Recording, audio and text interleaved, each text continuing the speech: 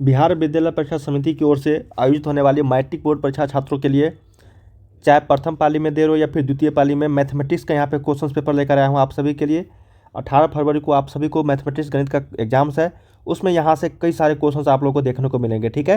Class 10th वालों के लिए मैं फिर से बता दूं, क्लास 10th वालों के लिए, मैट्रिक बोर्ड छात्रों के लिए इस बार बिहार विद्यालय परीक्षा समिति 2025 में जो परीक्षा होने वाली है 18 फरवरी को, आप सभी का यहाँ पे क्वेश्चन पेपर प्रश्न पत्र लेकर आया हूँ, ठीक है। प्रश्न पत्र लेकर आया हूँ, तो वीडियो को अंत तक सारे देखना। 100 क्वेश्चन मैं बताऊंगा। कितना क्वेश्चन बताऊंगा? 100 क्वेश्चन बताऊंगा, जिसमें से सिर्फ और सिर्फ आपको 50 का जवाब देना है। जो आप लोगों को ईजी लगे उसी को आप लोगों को OMR गोला पे उत्तर मतलब भरना है, ठीक है, OMR गोला को।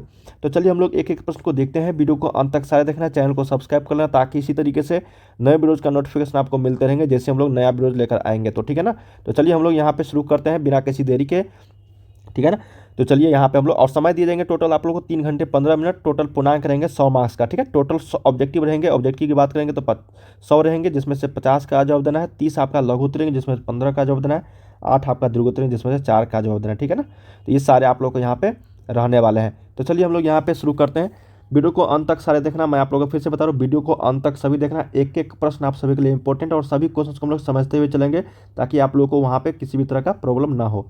अगर किसी भी तरह का डाउट आती है तो आप मुझे जरूर कमेंट्स करके बताना बच्चे, मैं आप लोगों के लिए हेल्प जरूर करूंगा। तो चलिए हम लोग क्वेश्चंस में मिलते हैं, पहली क्वेश्चंस की ओर। और वीडियो के डिस्क्रिप्शन में लिंक दिया गया है, वीडियो को लाइक कर लेना, चैनल को सब्सक्राइब कर लेना, ताकि इसी तरीके से नए वीडियोज़ का नोटिफिकेशन आपको मिलते रहेंगे। हर एक सब्जेक्ट का यहाँ पे आप लोग को देखने को मिलेगा। पहला प्रश्न हमारे पास बच्चे कि निम्नलिखित में से कौन परिमेय संख्या है? परिमेय संख्या कौन सा है यहाँ पे हम लोग को बताना है, ठीक है। देखो √7 प्लस √7 ये अपरिमेय संख्या हो जाएगी आपका, ये भी आपका अपरिमेय संख्या हो जाएगी। ये √27 हो जाएगा, जो आपका 3√3 हो जाएगी, ये भी आप लोग का अपरिमेय संख्या हो जाएगा। लेकिन 1/√4 को हम लोग लिख सकते हैं 1 बटा में √4 का 2, तो 1/2 हो गया p/q के रूप में। तो ये हो गया आपका क्या? परिमेय संख्या, ठीक है, परिमेय संख्या हो गया। तो ऑप्शन नंबर आपको 1 का C यहाँ पे करेक्ट हो जाएगी, ठीक है। हम लोग यहाँ पे समझते हुए चलेंगे बच्चे, आप लोग 1 का A 2 का B इस तरीके से नहीं, हम लोग सभी प्रश्नों को यहाँ पे डिटेल में समझते हुए चलेंगे कि क्यों इसका आंसर ये हुआ, ठीक है। देखिए अगला प्रश्न है कि यदि m एक पूर्णांक है तो प्रत्येक विषम पूर्णांक का रूप क्या होगा? देखिए प्रत्येक विषम पूर्णांक जैसे ही बोला जाएगा दोस्तों, तो आपको ध्यान में रखना 2m+1 क्या हो जाएगा? 2m+1, ठीक है। क्या हो जाएगा बच्चे यहाँ पे? 2m+1 ये विषम पूर्णांक हो गया। कि ये क्या हो गया? विषम पूर्णांक। विषम पूर्णांक का रूप क्या हो जाएगा? 2m+1। m के जगह पे आप लोग कुछ भी रख सकते हो, गिनती की संख्या को 0 से लेके 1 2 3 कुछ भी रख सकते हो, ठीक है, समझ में आ गई ना। और अगर सम पूर्णांक पूछ दिया जाए, इसी में अगर सम पूर्णांक पूछ दिया जाता बच्चे आप लोगों से, तो इसका जो हो जाएगा याद रखना है 2m+2, ठीक है। फिर यहाँ पे m के जगह पे आप 0 1 2 3 कुछ भी रखो, तो ये हमेशा सम संख्या ही आएगा। अगला है कि किसका दशमलव प्रसार शांत है? किसका दशमलव प्रसार शांत है बच्चे? जिसको हम लोग p/q के रूप में लिखेंगे, और q का जो मान होगा वो 2 × 5 के रूप का होगा, 2 के पावर m या फिर 5 के पावर n के रूप का होगा। तो समझना कि ये शांत दशमलव प्रसार हो जाएगा, ठीक है। अब यहाँ पे देखो 3 × 15 आ रहा है, तो इसमें तो होगा ही नहीं। 23 आ रहा है, ये भी आपका शांत दशमलव प्रसार शांत नहीं होगा। ये भी आपका नहीं होगा, क्योंकि यहाँ पे 13 × 7 आ रहा है। ये हो सकता है बच्चे, क्योंकि यहाँ पे 2 और 5 के अलावा कुछ भी नहीं आएगी, ठीक है। तो 17/80 जो है ये आपका दशमलव प्रसार शांत कहलाएगा। क्या कहलाएगा बच्चे? शांत। तो यहाँ पे 3 का C आपका सही उत्तर हो जाएगी।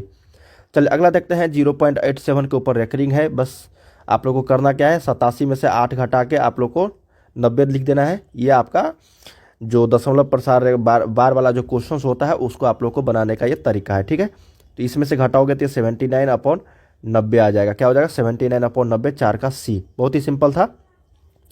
अगला है बच्चे 540 बराबर 2 के पावर x गुने 3 के पावर y गुने 5 के पावर z है। तो यहाँ पे x + y - z का जो वैल्यू होगा वो क्या होगा, ठीक है। इसको ध्यान में देखना है हम लोग को, किस तरीके से आप लोग को बनाना है प्रश्न को। कहा गया है बच्चे यहाँ पे 540। देखो 540 का यहाँ पे अभाज्य गुणनखंड जैसे ही निकालेंगे हम लोग, क्योंकि 2 3 5 क्या है? एक अभाज्य संख्या है। इसको करेंगे हम लोग तो 270 आ जाएगा ये। फिर इसको करेंगे तो ये हो जाएगा 135। फिर ये आपका 2 से नहीं कटेगा, तो ये 3 से हम लोग इसको कटाते हैं, तो 3 चौके 12 3 पंचे 15 बिल्कुल कट जाएगी। ये 3 5 या 15 तो या 45 हो जाएगी। फिर 3 से लगेगा, 3 पंचे 15। अब देखो 2 के पावर 2 आया, 3 के पावर 3 आया, और गुने 5 के पावर 1 आया। कुछ नहीं तो 1 है ना। अब देखो यहाँ पे 2 के पावर 2 जो आया है, तो ये x का तो वैल्यू है 2। 2 के पावर x को अगर हम लोग 2 के पावर 2 से कंपेयर करेंगे तो यहाँ पे x बराबर क्या आया? 2 आया। उसी तरीके से y बराबर कितना आ जाएगा, 3 आ जाएगा, और उसी तरीके से z बराबर 1। बस आपको क्या करना है, x plus y minus z कर देना है, तो ये हो जाएगा 2 प्लस 3 माइनस 1, तो 3 प्लस 2 माइनस 5 में से 1 गया 4। बिल्कुल ऑप्शन नंबर आपका ए जो है ये करेक्ट हो जाएगी। बहुत ही शानदार प्रश्न था बच्चे, आप लोगों को ध्यान में रखना है इस तरह के प्रश्न को जब भी बनाते हैं तो। और ये प्रश्न बहुत ही ईजी था और बस आपको समझना था किस तरीके से बनाने हैं। अगला है कि निम्नलिखित में से कौन अपरिमेय संख्या है।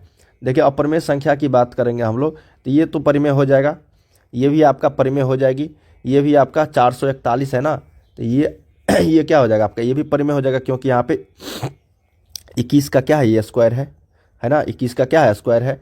और ये नहीं होगा क्योंकि √10 का तो परफेक्ट स्क्वायर नहीं है, लेकिन √100 का है, तो √10/10, तो ये आपका अपरिमेय संख्या कहलाएगा। क्या कहलाएगा बच्चे, अपरिमेय संख्या कहलाएगी। तो ऑप्शन नंबर आपको 6 का डी यहाँ पे करेक्ट आंसर हो जाएगी। अगला देखते हैं कि यदि m और n दो अभाज्य संख्याएं हैं तो उनका महत्तम समावर्तक क्या होगा।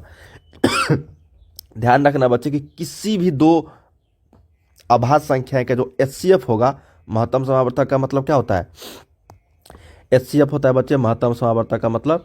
जब भी बोला जाएगा कि दो अभाज्य संख्याओं का HCF, तो हमेशा याद रखना एक। एग्जाम्पल के तौर पे देख लो, 2 और 3 क्या है, अभाज्य संख्या, इसका HCF निकालोगे तो आएगा 1। ठीक है, कोई भी अभाज्य संख्या ले लो, जो 7 और 13 ले लो, ठीक है, 7 और 13 क्या है, अभाज्य संख्या, इसका भी HCF क्या होगा, 1 होगा। मतलब दुनिया का किसी भी दो अभाज्य संख्याओं का HCF हमेशा 1 होगा। ठीक है, अगला है कि दो संख्याओं का गुणनफल इतना है, उनका लघुत्तम समावर्तक कितना है, तो महत्तम समावर्तक कितना होगा। बहुत ही सिंपल है बच्चे, हम लोग जानते हैं दो संख्याओं का गुणनफल बराबर होता है LCM गुने HCF बराबर होता है गुणनफल, मतलब दो संख्याओं का गुणनफल होता है। ठीक है, संख्या का गुणनफल, बस इसी वाले सूत्र पे हम लोग को यहाँ पे बैठा देना है मान। LCM कितना है बच्चे, 182। HCF निकालना है तो HCF को लिखेंगे HCF, और संख्याओं गुणनफल दिया गया है 2366। ठीक है, तो HCF अगर निकालेंगे हम लोग यहाँ से, HCF बराबर, तो ये हो जाएगा 2366 बटा में 182। जब इसको हम लोग यहाँ पे कैलकुलेटिव करेंगे बच्चे, इसको जब भाग देंगे हम लोग 2366 में, ठीक है, 2366 में अगर 182 से भाग देंगे बच्चे, तो ये आपको कितना बार में कटेगा पता है, 13 बार में। कितना बार में कटेगा बच्चे, 13 बार में। तो याद रखना है 8 का ए यहाँ पे सही उत्तर हो जाएगा। जो आपका HCF जो होगा वो 13 कहलाएगा, सिर्फ भाग आपको देना था। अगला देखते हैं कि निम्नलिखित में से किसका दशमलव प्रसार अशांत है। देखिए शांत को जब हम समझ जाएंगे बच्चे, तो हमेशा क्या होगा, वो अशांत हो जाएगा। शांत को अगर हम लोग छांट देंगे तो अशांत हो जाएगा ना अलग। तो देखो 11/40, ये 2 और 5 का ही इसमें मिलन है, तो ये आपका शांत हो जाएगा। क्या हो जाएगा बच्चे, ये शांत हो जाएगा। 200, इसमें भी 4 गुने 5 आ रहा है, मतलब 2 और 5 का ही मल्टीपल है, तो ये भी आपका क्या हो जाएगा, शांत हो जाएगा बच्चे। ये आपका क्या है, अशांत है। ये आपका क्या है, क्योंकि 2 और 5 का तो रूप यहाँ पे दूर दूर तक सवाल नहीं है बच्चे। और ये भी आपका क्या है, शांत है, क्योंकि 2 और 5 का मिलन से ही यहाँ पे 160 का जो होगा वो निर्माण होगा। लेकिन 441 का किसी भी तरीके में 2 और 5 का उपयोग इसमें नहीं है, तो इसलिए यहाँ पे ये आसान दशमलव प्रसार हो जाएगी बच्चे। ध्यान में रखना, 9 का डी हो जाएगा। 10 नंबर है कि यदि P बराबर AB के पावर 3 तथा Q बराबर A के पावर 4B, जहाँ P और Q घनात्मक पूर्णांक तथा AB अभाज्य संख्या है, तो P और Q का लघुत्तम समावर्तक क्या होगा। P और Q का लघुत्तम समावर्तक बोला गया है बच्चे। ठीक है, और A और B क्या है, अभाज्य संख्याएं हैं। A और B क्या है, एक तरह से अभाज्य संख्या है। तो लघुत्तम समावर्तक क्या होगा बच्चे, ध्यान में रखना है। जो सबसे ज़्यादा पावर होगा, LCM किसको बोलते हैं हम लोग, जिसका सबसे ज़्यादा पावर होता है उसको भी लेते हैं, और जिसका कॉमन नहीं होता उसको भी लेते हैं। तो देखो A और A के पावर 4 में सबसे ज़्यादा कॉमन क्या है, A के पावर 4, B में B के पावर Q, तो यही हो गया LCM, A के पावर 4 और B के पावर 3। ऑप्शन नंबर 10 का C यहाँ पे करेक्ट हो जाएगी। अगर इसी का HCF पूछता बच्चे, तो HCF हम लोग को जवाब देना था।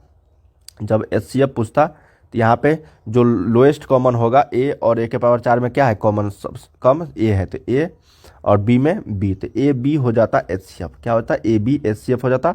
LCM हो गया A के पावर 4 B के पावर 3। ठीक है, हम लोग समझते हुए चलते हैं बच्चे, तक आप लोग को 100 प्रश्न यहाँ पे मैं बताने वाला हूँ। थोड़ा सा वीडियो लंबा होगा और आप लोग समझ जाओगे सभी प्रश्नों को। देखो को प्राइम क्या होता है बच्चे, को प्राइम ऐसा फैक्टर होता है, मतलब दो संख्या होते हैं जिसमें कोई भी कॉमन नहीं होती है, चाहे वो सम संख्या हो, चाहे अभाज्य संख्या हो, चाहे विषम संख्या हो, जिसमें किसी भी तरह का कॉमन नहीं हो, उसको हम लोग क्या बोलेंगे, सह अभाज्य संख्या बोलेंगे, को प्राइम बोलेंगे। ठीक है, जैसे यहाँ पे 15 और 45 है बच्चे, तो 15 और 45 में तो 3 भी और 5 भी कॉमन है, तो ये सहअभाज्य नहीं होगा। 21 और 105 में तो 5 कॉमन है, तो ये भी आपका 3 भी कॉमन है, तो ये भी अभाज्य नहीं होगी। 14 और 84 में 7 कॉमन है, 14 भी कॉमन है, तो ये भी अभाज्य नहीं होगा। बताओ 9 और 16 में बच्चे कोई भी कॉमन है, मतलब कोई भी चीज़ इसमें कॉमन सा है, कट रहा है किसी भी संख्या से, नहीं कट रहा है। 9 भी अलग है, 16 भी अलग है, तो ये आपका सहअभाज्य संख्या हो जाएगी। ठीक है, जैसे आपका बच्चा 3 और 13, ठीक है, ध्यान में रखना है, ये क्या है आपका एक अभाज्य सॉरी ये कोप्राइम संख्या हो जाएगी। मतलब ऐसा जिसमें कोई भी कॉमन नहीं हो, जैसे 4 और 15, ठीक है, जैसे 4 और 11, ये सारे क्या है आपका कोप्राइम है, मतलब सहअभाज्य संख्या है। 11 का बी। 12 देखते हैं बच्चे, 0.3125 को p/q के रूप में लिखा जा सकता है, बिल्कुल लिखा जा सकता है बच्चे, ध्यान में रखना है। 4 अंक पे के बाद दशमलव है ना, तो ये 3125 बट्टा में 1 2 3 4, ठीक है। 5 से कटा दो इसको, तो ये हो जाएगा 625 पंचे 3125, और ये 5 से 5 2000, ठीक है। अब 5 से कटाओगे तो ये 125 हो जाएगा, और ये 5 से कटाओगे तो यहाँ पे क्या हो जाएगा 400 हो जाएगा, 5 चौके 20 400, ठीक है। अब 5 से कटाओगे तो क्या हो जाएगा, ये 5 से कटाओ 25 से कटा देते हैं डायरेक्ट बच्चे, 25 पंचे 125 हो जाएगा, और ये हो जाएगा आपका 25 16 हो जाएगी, ठीक है। क्या हो जाएगा 25 16, इसका मतलब 5/16 जो है इसका p/q के रूप में फॉर्म हो गया। क्या हो गया p/q, बस आपको कटाना था दशमलव को हटा के। अगला है कि निम्नलिखित में से कौन सा बहुपद है। देखिए बच्चा, बहुपद हम लोग यहाँ पे समझते हुए चलते हैं कि बहुपद किसको बोलते हैं, ठीक है। बहुपद पहचानने का नियम भी मैंने आप लोग को कई बार बता रखा है। जब भी रूट आएगा, ध्यान, रूट किस में, चर पद में। चर पद किसको बोलते हैं बच्चे हम लोग, ABCD जो XY टर्म होते हैं ना, उसको चर पद बोलते हैं, ठीक है। XYZ इस तरीके से, जिस इसमें रूट अंडर x या फिर रूट अंडर y नहीं लगा होना चाहिए, ठीक है।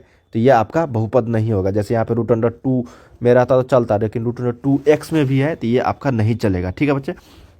बहुपद देखने से ये लग रहा है यहाँ पे देखो x के पावर 1/x के अगर पावर आ गया 1/x, तो ये अभी बहुपद नहीं होगी, क्योंकि x के पावर -1 हो जाएगा, और कभी भी -1 में माइनस पावर फैक्टर में, यहाँ पे माइनस पावर में कभी वो बहुपद नहीं होगी, तो ये भी बहुपद नहीं है। और देखो अभी जस्ट बताया कि ये जब नहीं होगा तो ये भी नहीं होगी, तो ये भी आपका नहीं होगा, ठीक है। तो हुआ क्या आपका 13 का सी जो है ये आपका बहुपद हो जाएगा। अगला देखते हैं कि बहुपद का घात क्या है। बहुपद का घात अभी नहीं बता पाओगे बच्चे, जब तक इसको आप लोग सोल्यूशन नहीं करोगे। सोल्यूशन जब कर लोगे इसको, तो बहुपद का घात इसमें बता दोगे। तो चलिए इसका स्क्वायर निकालते हैं, तो ये हो जाएगा x² प्लस हो जाएगा आपका 9, और ये हो जाएगा 3 दूनी 6x। क्या हो जाएगा ये बच्चे 3 दूनी 6x। बस आपको इससे मल्टीप्लाई करना है किससे, तो x³ - 8 से, ठीक है।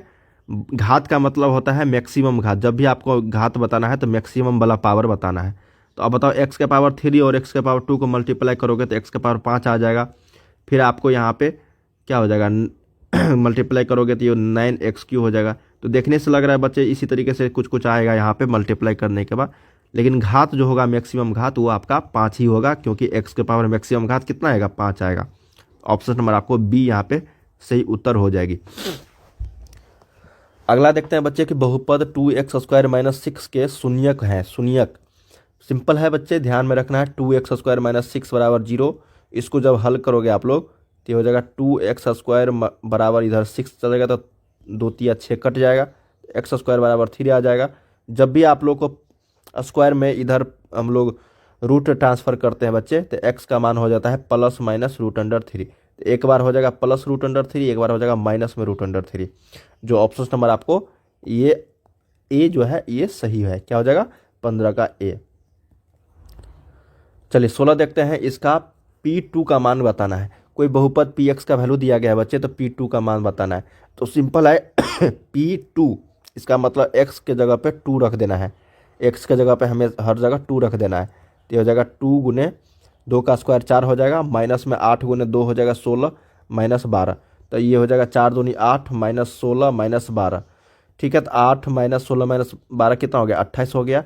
तो 8 में से 28 जाएगा माइनस में 20। ऑप्शन नंबर आपको बी करेक्ट होगा।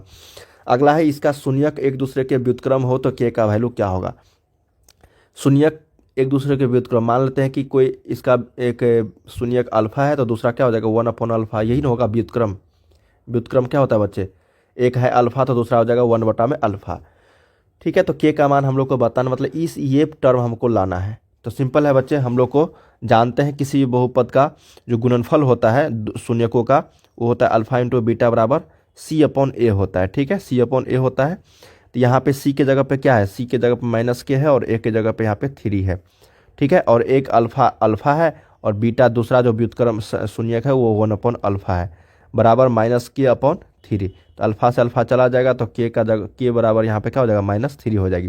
Option number D. ये समझ में नहीं आएगा बच्चे तो आप लोग एक बार और देख लेना, ये प्रश्न हमेशा पूछता आ रहा है आप लोग के एग्जाम्स में। ठीक है, जब भी एक दूसरे के व्युत्क्रम पूछा जाएगा ना, तो एक मान लेना कि कोई ए है, दूसरा 1 अपॉन ए हो जाएगा। ठीक है, अगर बी वाला टर्म पूछा जाएगा तो अल्फा प्लस बीटा वाला फॉर्म में आप लोग को, और हमेशा याद रखना जब भी आपको व्युत्क्रम वाला रहेगा ना, तो आपको सी का ही मान पूछा जाएगा। ठीक है, सी का ही या फिर ए का, सी और ए का मान ही पूछा जाएगा आप लोगों से, क्योंकि अल्फा और जो बीटा होगा, अल्फा इंटू बीटा, वो हमेशा कट जाएगा एक के फॉर्म में। ठीक है, ये चीज़ ध्यान में रखना है आप लोगों को।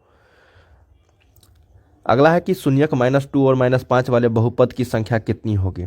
शून्यक -2 और -5 वाले बहुपदों की संख्या कितनी होगी।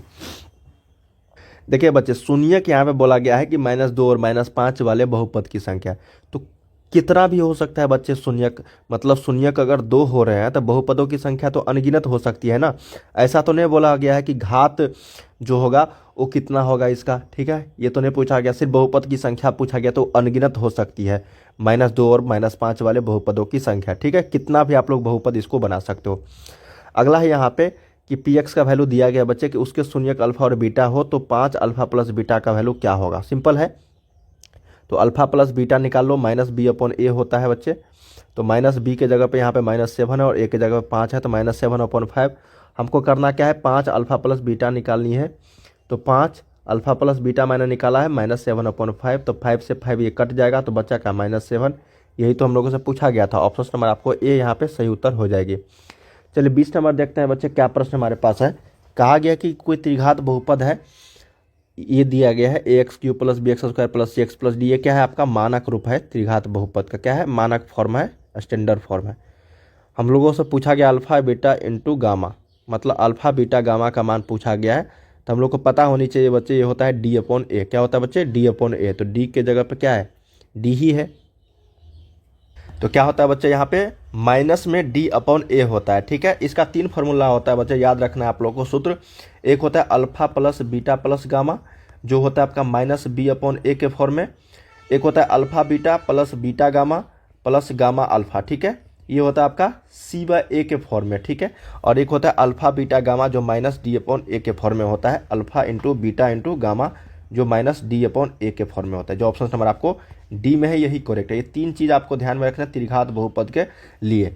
ठीक है, चलिए अगला प्रश्न हम लोग देखते हैं। यहाँ पे अगला प्रश्न है बच्चे हमारे पास कि यदि कोई रेखाएं हैं जो 5x प्लस पी वाई बराबर 6 दिया गया है, 15x प्लस 9y बराबर 12, अगर समानांतर है ना तो p का वैल्यू क्या होगा। तो समानांतर और एक होता है प्रतिच्छेदी और एक होता है आपका संपाती, ये 3 आपको शर्त होती है याद रखने के लिए ग्राफ में। तो आप लोग यहाँ पे समानांतर पूछा गया, जब भी समानांतर बोला जाएगा बच्चे तो आपको ध्यान में रखने की ये शर्त होता है a1/a2 बराबर होता है बच्चे b1/b2 और नॉट इक्वल टू होता है आपका c1/c2। ठीक है, ये आपका समानांतर के लिए शर्त है, ये समानांतर के लिए शर्त है। ठीक है, और अगर संपाती के लिए पूछा जाएगा तीनों इक्वल होता है, और प्रतिच्छेदी के लिए पूछा जाएगा तो a1/a2 not equal to b1/b2 होती है। ठीक है, तो बस इसी वाले हम लोग को शर्त पे ध्यान रखनी है। ये हो जाएगा 5/a2 के जगह पे 15 है, बराबर हो जाएगा b1 के जगह पे p है, b2 के जगह पे 9 है। ठीक है, और c1 को हम लोग को ध्यान में नहीं रखना क्योंकि हम लोग को p का वैल्यू पता करना b1 का।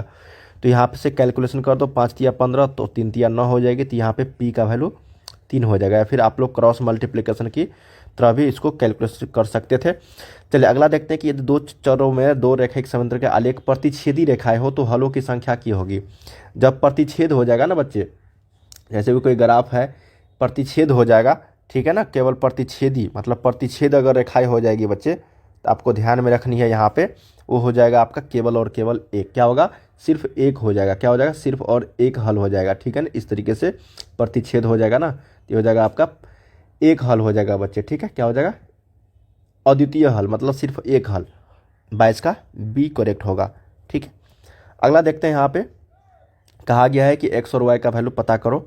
तो यहाँ से आप लोग डायरेक्ट कैलकुलेशन कर सकते हो। 5x माइनस में 8y बराबर 0 है। यहाँ पे 10x माइनस में 18y बराबर आपका 0 है। ठीक है, इसको x को हटाओगे तो यहाँ से दो से मल्टीप्लाई कर दो और घटा दो। ठीक है, तो ये कट जाएगा आपस में, 2 गुने 5 और ये 2 गुने 8 हो जाएगी। तो ये आपस में कट गया, तो यहाँ पे माइनस माइनस प्लस हो जाएगी। तो प्लस 18 में से अगर 16 गया तो ये 2y बराबर 0। तो y का वैल्यू तो पक्का 0 होगा बच्चे। यहाँ पे y का वैल्यू क्या होगा 0 और x का वैल्यू यहाँ पे क्या हो जाएगी, इसको ध्यान में रखनी है। तो x का भी वैल्यू 0 होगा बच्चे, क्योंकि यहाँ पे 0 0 है ना दोनों में, तो हमको 0 ही लाना है। ठीक है ना, यानी तो आप लोग यहाँ पे सोल्व कर सकते हो। 5x माइनस में 8 गुने 0 बराबर 0, तो ये भी आपका क्या होगा 5x बराबर 0। तो यहाँ से x का भी वैल्यू 0 आ गया, मतलब x बराबर 0 आ गया और y बराबर भी 0 आ गया। ऑप्शन नंबर आपको सी करेक्ट होगा। अगला देखते हैं कि यदि समीकरण इतना दिया गया है कि मूल समान हो तो सी का वैल्यू क्या होगा। मूल अगर समान होता है ना बच्चे, तो हम लोग को पता होगा बी स्क्वायर माइनस 4ac का वैल्यू 0 हो जाता है। ठीक है, क्या होता है बी स्क्वायर माइनस 4ac का वैल्यू 0। और ये मानक रूप देखना और इससे मिलान करना। अगर मानक रूप दे रखा है तो आप लोग ये फार्मूला बैठा के आप आसानी से बना सकते हो। तो बी के जगह पे यहाँ पे बी स्क्वायर माइनस 4ac को इस साइड लेकर जाएंगे तो ये हो जाएगा आपका 4ac। ठीक है, तो यहाँ से हम लोग को क्या करना है, सी का वैल्यू पता करना है बच्चे, सी का। तो सी बराबर यहाँ पे बी स्क्वायर बटा में 4a, बी स्क्वायर बटा में 4a हो जाएगा। ऑप्शन नंबर आपको बी यहाँ पे करेक्ट हो जाएगा। क्या हो जाएगा, बी करेक्ट हो जाएगी बच्चे। ठीक है, हमारे पास प्रश्न है कि इनमें से कौन सा द्विघात समीकरण नहीं है। द्विघात समीकरण नहीं है बच्चे, हम लोग को ध्यान में रखनी है। ये तो द्विघात समीकरण आपका हो जाएगा। द्विघात समीकरण नहीं है, ये भी आपका द्विघात समीकरण है, ये भी आपका द्विघात समीकरण है बच्चे। लेकिन इसको देखोगे बच्चे तो ये आपका द्विघात समीकरण नहीं होगा, क्योंकि यहाँ पे रूट अंडर 2x का अगर स्क्वायर करोगे तो 2x स्क्वायर हो जाएगा और इधर भी 2x स्क्वायर है जो आपस में कट जाएगी, तो ये द्विघात समीकरण रहेगा ही नहीं। ठीक है, तो इसलिए हम लोग को यहाँ पे सी जो है ये द्विघात समीकरण नहीं होगा, जो ऑप्शन नंबर 25 का सी राइट हो जाएगी। ठीक है, अगला है कि यदि द्विघात समीकरण इतना का मूल इतना है तो इसका दूसरा मूल क्या होगा। बस सिंपल है, यहाँ पे क्या करना है बच्चे, हम लोग को एक मूल अगर पता चल गया ना तो दूसरा मूल निकालने के लिए हम लोग क्या कर सकते हैं, अल्फा इंटू बीटा का प्रयोग कर सकते हैं या फिर अल्फा प्लस बीटा का प्रयोग कर सकते हैं। दोनों में से किसी का भी प्रयोग करोगे तो आपको आसानी से बन जाएगा। तो चलिए हम लोग यहाँ पे अल्फा इंटू बीटा का ही प्रयोग करते हैं। तो अल्फा इंटू बीटा बराबर क्या होता है, सी अपॉन ए होता है। तो सी के जगह पे 12 है और ए के जगह पे 1 है। अल्फा का मान 3 है, बीटा का वैल्यू पता करनी है तो 12 बटा में 1, तो 3 चौके 12 हो जाएगी। तो बीटा का वैल्यू यहाँ पे 4 हो जाएगा। ठीक है, आप इस तरीके से नहीं बना सकते हो तो अल्फा प्लस बीटा का भी वैल्यू लेके सकते हो, माइनस बी अपॉन में ए, तो हो जाएगा -7, तो हो जाएगा 7 बटा में 1। Alpha plus beta 3 plus beta बराबर 7, यहाँ से बीटा का वैल्यू आ जाएगा 7 में से 3 गया 4। ठीक है, किसी भी तरीके से बनाओ आपको दूसरा मूल पता चल जाएगी। अगला देखते हैं कि यदि द्विघात समीकरण इतना बराबर 0 के मूल p तथा q हो तो p प्लस q का वैल्यू क्या होगी। सिंपल है बच्चे, तो अल्फा प्लस बीटा का वैल्यू हालांकि यहाँ पे पूछा गया है हम लोगों से। यदि द्विघात समीकरण के मूल p तथा q है तो p प्लस q का वैल्यू क्या होगा। तो p प्लस q का वैल्यू यहाँ पे पूछा गया हम लोगों से। ठीक है, तो मूल दिया गया है बच्चे, यहाँ पे p प्लस q का वैल्यू यहाँ पे पूछा गया, थोड़ा सा कैलकुलेटिव है। ठीक है, इसको आप लोग को p प्लस q और अल्फा प्लस बीटा और अल्फा इंटू बीटा दोनों का यूज होगा बच्चे यहाँ पे, क्योंकि अगर हम लोग इसको ये x square plus b x plus c से अगर तुलना करेंगे हम लोग, तो यहाँ पे मूल जो दिया गया है एक मान लेते हैं अल्फा और इसको मान लेते हैं बीटा हम लोग। ठीक है, तो अल्फा प्लस बीटा अगर निकालेंगे तो हो जाएगा माइनस में बी अपॉन में ए हो जाएगा, और अल्फा के जगह पे पी है और प्लस क्यू है। ठीक है, और बी माइनस बी है ना, तो बी के जगह पे पी है तो यहाँ पे माइनस पी अपॉन ए के जगह पे 1 है। ठीक है, तो हो जाएगा माइनस में पी। तो हम लोग को यहाँ पे एक जगह p प्लस क्यू बराबर माइनस पी आ गया, तो यहाँ से q का वैल्यू या p दोनों जगह है ना, दो टर्म है, तो यहाँ पे q का वैल्यू निकालेंगे तो ये हो जाएगा आपका इधर चल जाएगा, तो ये माइनस में 2p के बराबर हो जाएगी। ठीक है, अब हम लोग यहाँ पे अल्फा इंटू बीटा निकालेंगे जो c अपॉन ए के बराबर होता है। यहाँ से p इंटू क्यू का वैल्यू निकालें, क्योंकि अल्फा और बीटा, अल्फा p है और बीटा q है। c अपॉन ए, c के जगह पे है q बटा में 1 हो जाएगा बच्चे। यहाँ से p इंटू क्यू बराबर q हो गया, q से q आपस में कट जाएगा तो p बराबर यहाँ पे 1 आया। ठीक है, p बराबर 1 आया तो इसी में हम लोग क्या करेंगे, p का वैल्यू रख देंगे, तो ये हो जाएगा q बराबर -2 गुने 1, ये हो जाएगा माइनस में 2। अब बताओ p का वैल्यू 1 आया बच्चे, q का वैल्यू -2 आया, तो हमको पता क्या करना था, p प्लस q का वैल्यू, तो ये हो जाएगा 1 - 2। ठीक है, ये हो जाएगा 1। क्या हो जाएगा बच्चे, -1, जो ऑप्शन नंबर आपको बी में। ये थोड़ा सा कैलकुलेटिव था बच्चे, ठीक है, 1 नंबर नहीं 2 नंबर में पूछा जाना चाहिए था प्रश्न, चलिए कोई बात नहीं। अगला प्रश्न देखते हैं। 3x² - 13x + 10 = 0 का विविक्तर क्या है, मतलब डिस्क्रिमिनांट बोला गया है डी बराबर होता है b² माइनस में 4ac निकाल लो बच्चे, ठीक है, डी बराबर b² - 4ac निकाल लो, तो ये हो जाएगा आपका कितना b², तो ये हो जाएगा 13 का स्क्वायर 169 माइनस में 4 गुने ए के जगह पे कितना है 3 गुने 10, ठीक है, 4 तिया 12 110, यहाँ पे 4 तिया 120 हो जाएगा, तो 169 में से 120 गया बच्चे, तो ये हो जाएगा 49। क्या हो जाएगा 49, ऑप्शन नंबर आपको ए यहाँ पे करेक्ट होगा।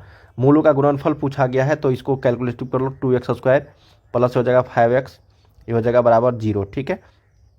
तो मूलों का गुणनफल होता है अल्फा इंटू बीटा बराबर c/h, सी के जगह पे 0 है बटा 0 बटा में एक कुछ भी रखोगे तो 0 के ही फॉर्म में आएगा, तो इसलिए यहाँ पे मूलों का गुणनफल क्या होगा 0 होगा।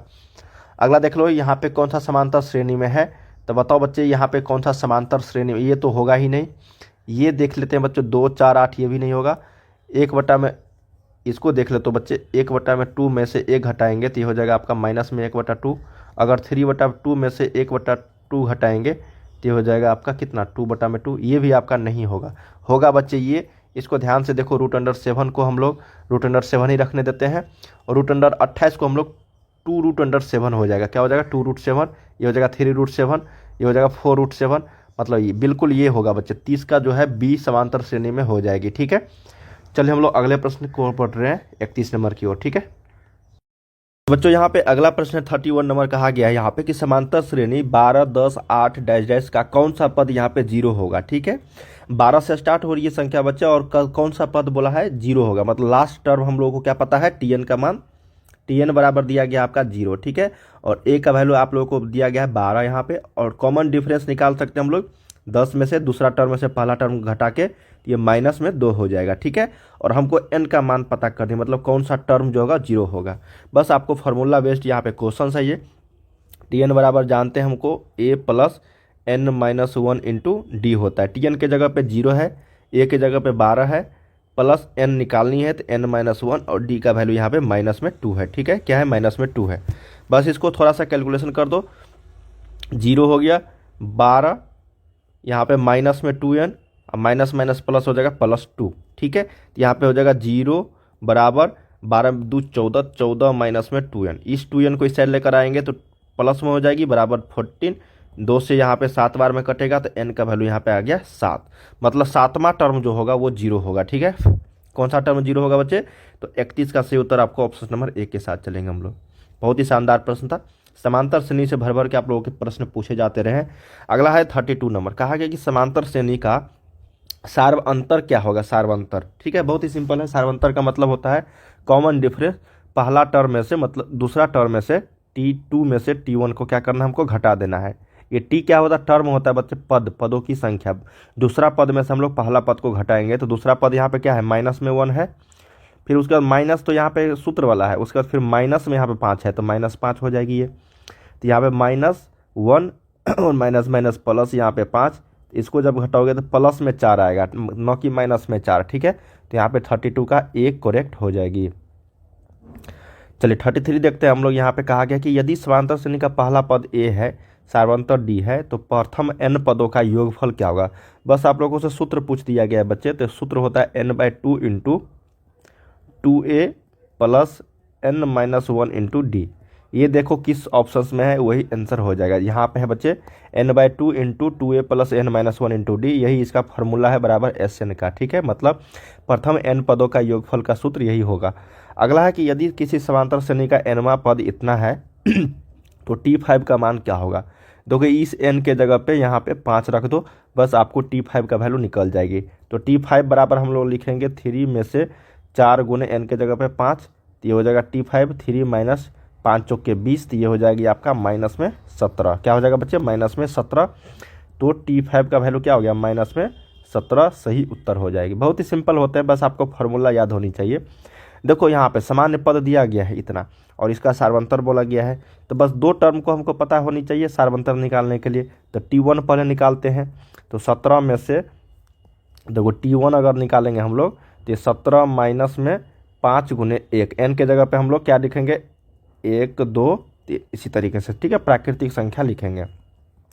तो 17 में से 5 गुने 1 तो 5 हो गया, तो यहाँ पे 12 आया, मतलब पहला टर्म 12 आ गया, ठीक है। फिर उसी तरीके से दूसरा टर्म निकालेंगे T2 का मान, 17 में से 5 गुने 2 तो ये हो जाएगा 17 माइनस 5 दूनी 10, तो ये हो जाएगा बच्चे 10, 17 में से 10 गया 7, तो यहाँ पे 7। बस 2 टर्म निकाल लो, आपका सार्वंतर निकल जाएगा। तो हम लोग सार्वंतर निकालेंगे, कॉमन डिफरेंस, पहला में से दूसरा में से पहला टर्म को क्या करेंगे, घटाएंगे। तो 7 में से 12 गया आपका माइनस में 5, यही इसका क्या हो गया, कॉमन डिफरेंस हो गया बच्चे। ऑप्शन नंबर 35 का बी जो है ये राइट हो जाएगी।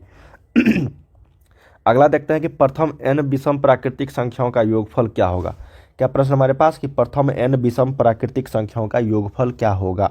सिंपल है बच्चे, याद रखना है आप लोगों को कि प्रथम n विषम प्राकृतिक संख्याओं, ठीक है, मतलब 1 हो गया, 3 हो गया, 5 हो गया, 7 हो गया, इसी तरीके से जो होगा इसका योगफल पूछा गया है, ठीक है, 5 है ना, इस तरीके से इनफाइनाइट तक। इसका फार्मूला होता है, याद रखना आपको, n² के बराबर। इसको अगर सत्यापित करना चाहते हो बच्चों एग्जाम्पल के तौर पे, तो देखो मान लेते हैं हम लोग 1, 3, 5, ये कितना है, टोटल 3 टर्म है, और ये सारे क्या है, विषम संख्या है। क्या है ये, विषम संख्या है बच्चे। इसका योगफल पूछा गया था, 1 + 3 + 5, इसको जोड़ोगे तो 5 3 8 1 9 होगा। अब हम लोगों ने क्या किया, जो n जो लिखा है बच्चे, n फार्मूला n², तो n के जगह पे देखो कितना है, तो 1 2 3, टोटल कितना है, 3 टर्म है। तो 3 टर्म जो है तो n के जगह पे हम लोग क्या लिखेंगे, 3, तो 3 का स्क्वायर देखो 9, तो ये भी 9 आया और ये भी 9 आया। इसका मतलब ये फार्मूला जो है n² वाला, ये इसको सत्यापित कर रहा है, ये इसका मतलब सही है, ठीक है। आप 1 + 3 + 5 + 7, ठीक है, इसको भी आप जोड़ के देख सकते हो। और हाँ, ये फार्मूला तभी लगेगा जब बोला जाएगा कि प्रथम n विषम प्राकृतिक संख्या, मतलब 1 से स्टार्ट हो रही है, शुरू से स्टार्ट हो रही होगी तब, ठीक है। बीच वाले संख्या का योगफल के लिए ये फार्मूला लागू नहीं होगा बच्चे, ठीक है। इसी तरीके से देख लो, 9 7 16 हो गया ये, और ये टोटल 4 टर्म है, तो 4 का स्क्वायर, देखो ये भी 16 और ये भी 16 हो जाएगा, 4 का स्क्वायर। सिंपल होते हैं, बस आपको याद होनी चाहिए, डी इसका सही उत्तर हो जाएगा। अगला है बच्चे कि 18x y - 3 समांतर श्रेणी में है, तो x + y का वैल्यू क्या होगी, ठीक है। क्या प्रश्न हमारे पास, x + y का वैल्यू। बस सिंपल है बच्चे, इसको सोल्व करने के लिए आप लोग को कॉमन डिफरेंस समान जो होता है सार्व अंतर, बस इस पे आप लोग की ये क्वेश्चन बन जाएगी। जैसे हम लोग d जो बोलते हैं ना, T2 में से T1 को घटाएंगे, T2 में से आपको क्या करेंगे हम लोग, T1 को घटाएंगे, ठीक है। तो देखो x में से 18 को घटाया, तो यही टर्म जो यहाँ पे घटाया वही टर्म तो इस पे घटाने के बाद इक्वल होगा, तो ये हो जाएगा -3 और ये -y, ठीक है। तो ये हो जाएगा आपका x - 18 बराबर, देखो x माइनस ये -y को इस साइड लेकर आएंगे तो ये +y हो जाएगी, और ये -3 को रहने देते हैं, -18 को इस साइड लेकर जाएंगे तो ये प्लस में 18 हो जाएगी, ठीक है। तो x + y बराबर हो जाएगा -3 + 18, तो ये हो जाएगा 15। तो x + y हम लोगों से पूछा गया था, तो इसका मतलब 15 आंसर हो जाएगी, डी करेक्ट होगा, 37 का डी, ठीक है। यही इसका बेस्ट तरीका है सॉल्व करने का बच्चे, याद रखना है, ठीक है। अगला है, यदि ए तथा बी पूरक कोण हो एक दूसरे के तो क्या होगा। जब भी पूरक की बात करेगा बच्चे तो याद रखना है आप लोगों को देखिए बच्चे, यहाँ पे पूरक कोण का मतलब होता है बच्चे कि दोनों कोणों का योग जो होगा मिलके आपको 90 डिग्री होगी, ठीक है। दोनों कोणों का योग जो होगा यहाँ पे 90 डिग्री होगी। तो चलिए हम लोग a + b यहाँ पे 90 डिग्री है, तो हम लोग क्या करेंगे बच्चे, a को रखने देंगे इस साइड और b को इस साइड लेकर जाएंगे, तो 90 माइनस यहाँ पे b हो जाएगा, ठीक है। अगर हम लोग साइन के फॉर्म में लिखेंगे तो यहाँ पे साइन a लगाएंगे दोनों तरफ साइन, तो ये हो जाएगा साइन 90 माइनस में b हो जाएगी, ठीक है। इसका मतलब बच्चे यहाँ पे ये हो जाएगा साइन a, और साइन 90 माइनस b जो होता है वो कॉस b के बराबर होता है। देखो साइन a बराबर कॉस b कहीं है, यहाँ पे साइन a साइन b है, ये गलत हो जाएगी। इसका मतलब बच्चे जो साइन a है साइन कॉस में बदलता है, उसी तरीके से टेन जो है वो आपको कॉट में बदलेगा, टेन a बराबर कॉट b, उसी तरीके से आपको सेक a जो बदलेगा वो कॉसेक a कॉसेक b के फॉर्म में बदल जाएगी। तो देखो ये पहला, दूसरा और तीसरा, ये तीनों में से कोई एक ऑप्शन में ज़रूर होगा, ठीक है। देखो कॉट a कॉट b नहीं होगा, टेन a टेन b नहीं होगा, सेक a कॉसेक b, देखो यहाँ पे सेक a कॉसेक b है, इसका मतलब यही इसका राइट आंसर हो जाएगा। बहुत ही लाजवाब क्वेश्चन था बच्चे, इसको ध्यान में रखनी है आप लोगों को, ठीक है, पूछा जाता रहा है कभी कोई प्रश्न इस तरह के। अगला है कि cos 90 डिग्री माइनस फाइव। अभी जस्ट हम लोगों ने पढ़ा कि sin 90 डिग्री माइनस बी जो होगा वो cos बी हो जाएगा, उसी तरीके से cos 90 माइनस फाइव जो होगा वो sin फाइव के बराबर हो जाएगा। क्या हो जाएगा? sin फाइव के बराबर आप लोगों को यहाँ पे हो जाएगी। ऑप्शन नंबर ए करेक्ट हो जाएगा, ठीक है। अगला प्रश्न हमारे पास 40 नंबर की cos square 27 minus sine square 63 degree. इस तरह के प्रश्न मैंने आप लोगों को बता रखे थे बच्चे कि जब भी इस तरह के प्रश्न आएंगे साइन और कॉस में, और दोनों का मान अगर देखना 63 प्लस 27 का अगर 90 डिग्री हो रही है और बीच में माइनस का साइन लगा है तो आपको जीरो लगाना है, ठीक है।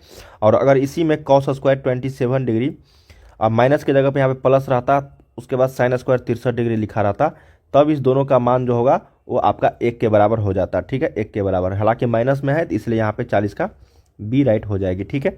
साइन 2 थीटा बराबर 2 साइन थीटा सत्य है जब कितने डिग्री के मान जो होगा यहाँ पे रखेंगे तो ये सत्य हो जाएगी, ये फुलफिल हो जाएगा, प्रूफ हो जाएगी, ठीक है।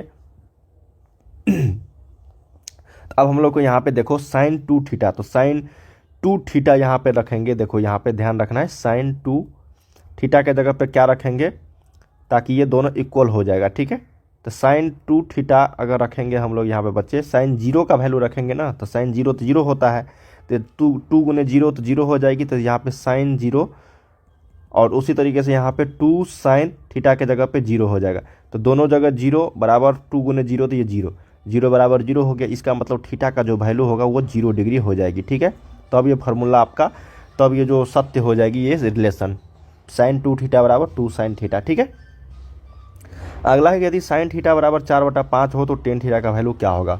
सिंपल है बच्चे, साइन थीटा का वैल्यू 4/5 है तो इसका मतलब ये p/h है। उसी तरह b निकाल लेंगे हम लोग यहाँ से, तो हो जाएगा 5 का स्क्वायर माइनस में 4 का स्क्वायर, तो हो जाएगा 3, क्योंकि यहाँ पे 25 में से 16 घटाएंगे 9 आएगा, √9 का वैल्यू 3 होगा। बस आप लोग निकाल लो, टेन थीटा का वैल्यू होता है p/b, तो p के जगह पे हम लोगों ने 4 है और b के जगह पे 3 है, तो 4/3, ऑप्शन नंबर आपको सी करेक्ट होगा। अगला यदि टेन थीटा का मान 1/√7 है तो sec square theta minus ten square theta का वैल्यू क्या होगा, ठीक है। तो हम लोग जानते हैं बच्चे टेन थीटा का वैल्यू अगर 1/√7 है तो ये होता है p/b। h निकालेंगे हम लोग यहाँ से, तो हो जाएगा √7 का स्क्वायर 7 प्लस 1, ठीक है, हो जाएगा ना, तो ये √8 हो जाएगा, तो ये हो जाएगा आपका 2√2, ठीक है।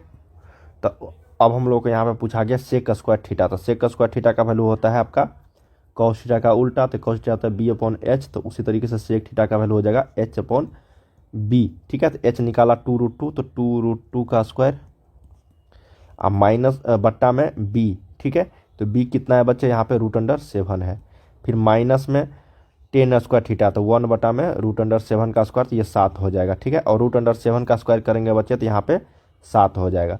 तो देखो यहाँ से 7 अगर एलसीएम आ गया तो 2√2 का स्क्वायर करेंगे हम लोग, 2√2 का स्क्वायर करेंगे बच्चे तो कितना हो जाएगा, ये 2√2 का स्क्वायर अगर करेंगे तो 2 दूनी 4, ठीक है, दूनी 8 हो जाएगा, ये 8 हो जाएगा, और फिर माइनस में 1, तो देखो 7/7 दोनों आपस में कट के 1 के बराबर आ जाएगा। इसका आंसर जो होगा बच्चे 1 होगा, क्या होगा, 1 होगा।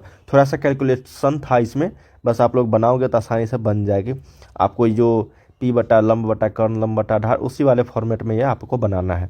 अगला है 44 नंबर की 1 माइनस टेन स्क्वायर 45, तो 1 माइनस में टेन स्क्वायर 45, टेन 45 का मान होता है 1, तो 1 माइनस 1, अब बटा में 1 प्लस 1, तो हो जाएगा 0/2, तो ये 0 हो जाएगा। ऑप्शन नंबर आपको ए इसका राइट आंसर हो जाएगी। अगला है बच्चे कि 3 कॉट स्क्वायर 60 डिग्री का वैल्यू क्या होगा। देखो 3 कॉट स्क्वायर 60 है, ठीक है, तो कॉट 60 का वैल्यू हम लोग को पता हो गई, ये होता है 1/√3, ठीक है। तो 3 गुने 1/√3 का स्क्वायर करेंगे हम लोग, तो ये हो जाएगा आपका कितना, 3 गुने 1/3, तो ये कट जाएगा आपस में, बचेगा 1, इसका एक आंसर होगा, ठीक है। अगला है कि cos 1 degree, cos 2 degree, cos 3 degree, उसी तरीके से cos 180 डिग्री बच्चे, ठीक है। बीच में तो आएगा ना cos 90 डिग्री, तो cos 90 डिग्री का वैल्यू होता है 0, तो किसी भी संख्या में अगर 0 से मल्टीप्लाई करेंगे हम लोग तो यह हमेशा देगा 0, ठीक है, इसलिए इसका आंसर जो होगा वो 0 हो जाएगा। अगला है कि 2 में से 2 कोसेक स्क्वायर को घटाया है, तो बस यहाँ पे 2 कॉमन ले लो, तो ये हो जाएगा 1 माइनस में कोसेक स्क्वायर ए, क्या हो जाएगा बच्चे, कोसेक स्क्वायर ए। अब बताओ 1 माइनस कोसेक स्क्वायर ए जो होता है ये आपका क्या होता है, हम लोग फार्मूला जानते हैं, एक कोसेक स्क्वायर ए कोसेक स्क्वायर थीटा माइनस में होता है कॉट स्क्वायर थीटा, बराबर 1 होता है ना, ये फार्मूला होता है cosec square theta minus cot square theta बराबर 1। ठीक है, तो अब हम लोग को 1 minus cosec square 1 minus cosec square यहाँ पे ए दिया गया है, तो ये हम लोग क्या करेंगे बच्चे, माइनस में कोट स्क्वायर थीटा को रहने देंगे और ये 1 इस साइड लेकर चल जाएंगे कोसेक स्क्वायर थीटा को। ठीक है, तो 1 माइनस में कोसेक स्क्वायर थीटा, देखो 1 माइनस कोसेक स्क्वायर थीटा बराबर होता है 1 माइनस में कोट स्क्वायर थीटा, तो 2 गुने माइनस में कोट स्क्वायर ए। ठीक है, तो 2 गुने माइनस में कोट स्क्वायर ए हो जाएगा -2 कोट स्क्वायर ए। क्या हो जाएगा बच्चे, माइनस में 2 कोट स्क्वायर ए। ऑप्शन नंबर आपको डी यहाँ पे सही उत्तर हो जाएगी। काफ़ी शानदार प्रश्न था बच्चे, ध्यान रखना है इस तरह के प्रश्न को। अगला है, यदि ए साइन एक्स बराबर 1 है, बी कोसेक स्क्वायर 1 है, तो कोट एक्स का वैल्यू क्या होगा। तो पता होनी चाहिए बच्चे, यहाँ से देखो साइन एक्स का वैल्यू हम लोग इस ए को इस साइड लेकर देंगे तो 1/a हो जाएगा। उसी तरीके से कॉस एक्स का वैल्यू यहाँ पे 1/b हो जाएगी। और हम लोग जानते हैं कॉट एक्स का जो वैल्यू होता है वो कॉस एक्स बटा में होता है साइन एक्स के बराबर। तो कॉस एक्स का वैल्यू 1/b है और साइन एक्स का वैल्यू 1/a है, तो ये ऊपर चला जाएगा, तो ये कितना हो जाएगा आपका। ठीक है, ये हो जाएगा बच्चा a/b। क्या हो जाएगा ये, a/b, जो ऑप्शन नंबर आपको बी में है यही इसका राइट आंसर हो जाएगा। ठीक है, अगला है यहाँ पे कि साइन स्क्वायर 45 कॉस स्क्वायर 45 -1, तो इस दोनों का वैल्यू तो 1 हो जाएगा, तो 1 - 1 बराबर 0 हो जाएगा। Option number A. -10 स्क्वायर ए बट्टा में 1/1 माइनस साइन स्क्वायर ए। बहुत ही सिंपल प्रश्न है बच्चे, ध्यान रखना है आप लोगों को। देखो यहाँ पे माइनस में 10 स्क्वायर ए है, प्लस 1/1 माइनस साइन स्क्वायर ए होता है कॉस स्क्वायर ए होता है ना, और 1 कॉस स्क्वायर ए जो होगा इतना का वैल्यू हो जाएगा बच्चे आपको, ये हो जाएगा सेक स्क्वायर ए। ठीक है, अब हम लोग को पता हो गया कि सेक स्क्वायर ए या माइनस में 10 स्क्वायर ए का जो फार्मूला होता है वो 1 के बराबर होता है, इसलिए इसका आंसर जो होगा 1 होगा। ठीक है, अब देखो सेक स्क्वायर ए आया ना, तो सेक स्क्वायर ए या माइनस यहाँ पे है 10 स्क्वायर ए, तो इसलिए मैंने यहाँ पे लिख दिया सेक स्क्वायर ए माइनस 10 स्क्वायर ए का मान 1, ये फार्मूला होता है। ठीक है, मैं तीनों फार्मूला लिख दूँ क्या एक बार। देखो बच्चे याद रखना है आप लोग को तीनों फार्मूला, ये होता है साइन स्क्वायर थीटा प्लस होता है ये कॉस स्क्वायर थीटा बराबर 1। ठीक है, उसी तरीके से होता है सेक स्क्वायर थीटा माइनस में 10 स्क्वायर थीटा बराबर 1। फिर अगला जो होता है बच्चे याद रखना है कॉसेक स्क्वायर थीटा माइनस में होता है आपका कॉट स्क्वायर थीटा बराबर 1। ये 3 फार्मूला आपको, 3 जो त्रिकोणमितीय रेशियो है यहाँ पे याद होनी चाहिए रिलेशन को, और ये बार बार आप लोगों को प्रश्न पूछा जाता रहा है। देखो यहाँ पे ये वाला यूज हुआ है sec square theta minus 10 square theta बराबर 1। अगला प्रश्न हमारे पास कि कॉस 75/sin 15, दोनों का मान 90 डिग्री हो रही है, इसका मतलब एक मान होगा, तो 1 का स्क्वायर हो जाएगा ये। फिर दोनों का मान 90 डिग्री हो रही है, तो ये भी 1 का स्क्वायर हो जाएगा, तो 1 में से 1 का स्क्वायर, तो 1 - 1 बराबर 0। देखना ऑप्शन नंबर आपको सी यहाँ पे करेक्ट आंसर जो है ये हो जाएगी। ठीक है, अगला है बच्चे कि कॉस 60/sin 60 गुने tan 60 डिग्री। ठीक है, बस आपको थोड़ा सा दिमाग लगानी है बच्चे। यहाँ पे देखो कॉस 60 डिग्री दिया गया है, बट्टा में साइन 60 डिग्री दिया गया है, गुना में tan 60 को हम लोग लिख सकते हैं क्या, साइन 60 बट्टा में कॉस 60, बिल्कुल लिख सकते हैं, क्योंकि हम लोग को पता होगा tan थीटा का जो वैल्यू होता है वो साइन थीटा बट्टा में कॉस थीटा होता है। ठीक है, और थीटा के जगह पे कुछ भी रहे, थीटा के जगह पे कुछ भी रहे वही हो जाएगा साइन थीटा बटा कॉस थीटा। यहाँ पे थीटा के जगह 60 डिग्री था, तो साइन 60 बटा में कॉस 60। देखो आपस में कट जाएगा, ये भी कट जाएगा, तो बचेगा क्या 1। क्या बचेगा बच्चे, 1 बचेगा। ऑप्शन नंबर आपको बी करेक्ट होगा। अगला है कि कोसेक 5 माइनस में कॉट 5 बराबर y है, तो कॉट 5 का वैल्यू क्या होगा। काफ़ी शानदार प्रश्न है बच्चे, ध्यान में रखनी है आप लोगों को ये। ठीक है, देखिए दिया क्या गया हम लोगों से, cos 5 माइनस कॉट 5 बराबर y। एक फार्मूला हम लोग जानते हैं बच्चे, अभी जस्ट हम लोगों ने पढ़ा कि कोसेक स्क्वायर थीटा माइनस में होता है कॉट स्क्वायर थीटा बराबर 1। ठीक है, तो ये देखो ए स्क्वायर माइनस में बी स्क्वायर वाले फॉर्मेट में आ गया कि नहीं आ गया बताओ। इसका फार्मूला होता है a प्लस बी इंटू में a माइनस बी, होता है कि नहीं। तो उसी तरीके से हम लोग कोसेक स्क्वायर थीटा को कॉसेक, देखो cosec square cosec square five minus में कॉट स्क्वायर फाइव, ठीक है।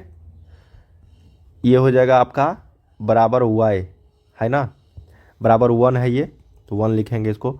अब इसी को हम लोग ए स्क्वायर माइनस बी स्क्वायर के फॉर्मेट में लिखेंगे, तो ये हो जाएगा आपका, एक बार हो जाएगा प्लस में कोसेक फाइव, प्लस हो जाएगा ये कॉट फाइव, और एक हो जाएगा इनटू में कोसेक फाइव, अब माइनस में हो जाएगा कॉट फाइव बराबर 1। अब देखो ये जो मान दिया गया है, तो यही तो लिखा है यहाँ पे, तो इसके जगह पर वाई लिखेंगे हम लोग, लिखेंगे ना वाई। तो ये हो जाएगा कितना बच्चे, ध्यान रखना है, काफ़ी शानदार प्रश्न है ये बच्चे। कोसेक फाइव प्लस यहाँ पे कॉट फाइव का वैल्यू हो जाएगा 1 बटा में वाई, क्योंकि ये 1 है इधर और ये वाई को इस साइड लेकर जाएंगे तो बटा में आ जाएगा 1/1 वाई, ठीक है। देखो कोसेक फाइव माइनस में कॉट फाइव, देखो कोसेक फाइव माइनस में कॉट फाइव का जो मान दिया है क्वेश्चन में वाई, तो अब ये इक्वेशन 1 मान लो, इक्वेशन 2 मान लो, बस इसको सोल्व कर दो। हमको कॉट फाइव निकालनी है ना, तो कटाएंगे हम लोग कोसेक फाइव को, तो माइनस में घटाएंगे, ये हो जाएगा माइनस, ये हो जाएगा प्लस, ये हो जाएगा माइनस, तो ये दोनों कट गए आपस में, तो बचा क्या 2 कॉट फाइव बराबर 1 बटा में वाई माइनस वाई। इसको सोल्यूशन करोगे तो ये हो जाएगा वाई 1 माइनस में वाई स्क्वायर, ठीक है। और इस 2 को इस साइड लेकर आ जाओगे तो ये हो जाएगा कॉट फाइव बराबर हो जाएगा 1 माइनस वाई स्क्वायर बटा में 2y। देख लो किस ऑप्शन में यही आंसर हो जाएगा, 1 माइनस वाई स्क्वायर बटा में 2y, ऑप्शन नंबर ए यहाँ पे सही उत्तर हो जाएगी। काफ़ी शानदार प्रश्न था बच्चे, हालांकि एक कंपटीशन लेवल का प्रश्न था, बहुत सारे छात्र इसको नहीं समझ पाएंगे, ठीक है। और एक बार और देख लेना अच्छी तरीके से, ताकि आपको अच्छी तरीके से समझ में आ जाएगी, ताकि इस तरीके के प्रश्न आपको बनाने कैसे हैं। हो सकता है यहाँ पे cosec square five minus cot square five इस तरीके से दिया हो, वहाँ आप लोगों को पूछ दिया जाएगा सेक स्क्वायर वाला, सेक और टेन वाला, ठीक है। अगला प्रश्न है 54 नंबर की, कोसेक 30 डिग्री का वैल्यू क्या होगा। तो कोसेक का उल्टा होता है साइन, तो ये हो जाएगा आपका कोसेक 30 डिग्री का जो वैल्यू होगा बच्चे, वो किसके बराबर हो जाएगा। देखो कोसेक 30 डिग्री का वैल्यू जो होता है वो आपका होता है 2, ठीक है। अब 2 होता है बच्चे, तो साइन 30 का वैल्यू 1 बटा में 2 होता है। कोसेक 60 का वैल्यू होता है 2 बटा में √3। सेक 60 का वैल्यू होता है 2, सेक 30 का वैल्यू होता है आपका 2 बटा में √3। तो अब देखो 2 आया, 2 कहाँ पे आया, सेक 60 का वैल्यू ना, तो सेक 60 के बराबर हम लोग लिखेंगे 2, इसलिए 54 का ऑप्शन नंबर आपको बी जो है ये राइट हो जाएगी। अगला है यहाँ पे 55 नंबर, यदि 2 cos 3 थीटा बराबर 1 है तो थीटा का वैल्यू क्या होगा। बस सिंपल है बच्चे, देखो cos 3 थीटा 1 बटा में 2 इस साइड लिख सकते हैं, तो 1/2 किसके बराबर होता है, ये होता है आपका साइन कॉस में लिखते हैं, cos 60 डिग्री के बराबर होता है ना, cos 60 डिग्री के बराबर होता है, तो cos से cos गया, 3 थीटा बराबर 60 डिग्री, 3 से गया 20 बार, तो थीटा का वैल्यू आपका 20 डिग्री। जो ऑप्शन नंबर आपको बी में है यही इसका राइट आंसर हो जाएगी। यदि साइन बी का मान a बटा बी है तो cos बी का वैल्यू क्या होगा। तो 1 माइनस में साइन स्क्वायर बी होता है, इसका फार्मूला cos बी का होता है ना, और √अंडर में होता है बच्चे। देखो फार्मूला तो ये होता है आपका साइन स्क्वायर cos बी है ना, तो ये हो जाएगा साइन स्क्वायर बी प्लस होता है ये cos स्क्वायर बी का वैल्यू 1।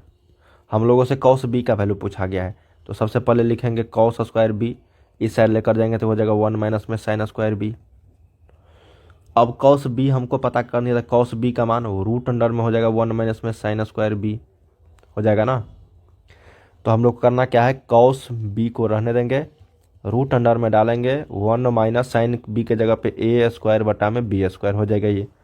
बस इसको थोड़ा सा कैलकुलेशन कर दो, ये हो जाएगा बी स्क्वायर एलसीएम आ जाएगी, ये हो जाएगा बी स्क्वायर माइनस में a स्क्वायर, ठीक है। अब देखो √अंडर में हो जाएगा ये बी स्क्वायर माइनस में a स्क्वायर, और √अंडर बी स्क्वायर को अगर √अंडर से हटाएंगे तो हो जाएगा बी। ऑप्शन नंबर आपका जो है ए करेक्ट हो जाएगा, B square minus a square बटा में बी, ठीक है। 56 का ऑप्शन नंबर ए आपका सही उत्तर हो जाएगा बच्चे। अगला है 57 नंबर की, यदि 10a प्लस कॉट ए का वैल्यू 2 है तो 10 स्क्वायर ए प्लस कॉट स्क्वायर ए का वैल्यू क्या होगा। अगर मान पुट करके बनाओगे बच्चे तो आसानी से बन जाएगा, देखो 2 लाना है हमको ना यहाँ पे, तो टेन ए की जगह पर हम लोग क्या रखेंगे, तो ए की जगह पर हम लोग अगर 45 डिग्री रखते हैं तो टेन 45 का मान 1 हो जाएगा, कॉट 45 का भाई मान 1 हो जाएगा, और 1 + 1 जो होगा वो 2 के बराबर हो जाएगी। ठीक है, उसी तरीके से टेन स्क्वायर 45 डिग्री प्लस में कॉट स्क्वायर 45 डिग्री, इसका भी वैल्यू 1 का स्क्वायर 1 हो जाएगा, इसका भी 1 का स्क्वायर 1 हो जाएगा, तो ये दोनों मिलकर 2 हो जाएगा। ऑप्शन नंबर आपको सी यहाँ पे करेक्ट हो जाएगी। ठीक है, अगला है कि किस चतुर्थांश में भुज और कोटि दोनों ऋणात्मक होते हैं, तो तृतीय होता है ये। मैं आपको यहाँ पे थोड़ा सा समझा देता हूँ। देखो बच्चे, ये होता है एक्स एक्सिस और ये होता है आपका वाई एक्सिस। ठीक है, इसमें दोनों पॉजिटिव होता है, ये पहला होता है, ये फर्स्ट होता है, ये आपका सेकेंड होता है, ये आपका थर्ड होता है और ये आपका फोर्थ होता है। ठीक है, इसमें आपको माइनस प्लस होता है, इसमें आपको माइनस माइनस होता है और इसमें आपको प्लस और माइनस होती है, याद रखना है। ठीक है, तो दोनों नेगेटिव है, दोनों नेगेटिव किस में, तृतीय में है, तो तृतीय यहाँ पे सही उत्तर हो जाएगा। अगला प्रश्न हमारे पास कि बिंदु ए 8,0 और बी जो है -6,2 के बीच की दूरी क्या होगा। बस दूरी सूत्र से आप लोगों को यहाँ पे निकाल देनी है बच्चे। ए और बी के बीच की दूरी हो जाएगा रूट अंडर में x2 में से आपका x1 को घटाओगे तो -6 और -8, तो ये हो जाएगा आपका 14 -14 का स्क्वायर। ठीक है, प्लस आपको हो जाएगा 2 का स्क्वायर।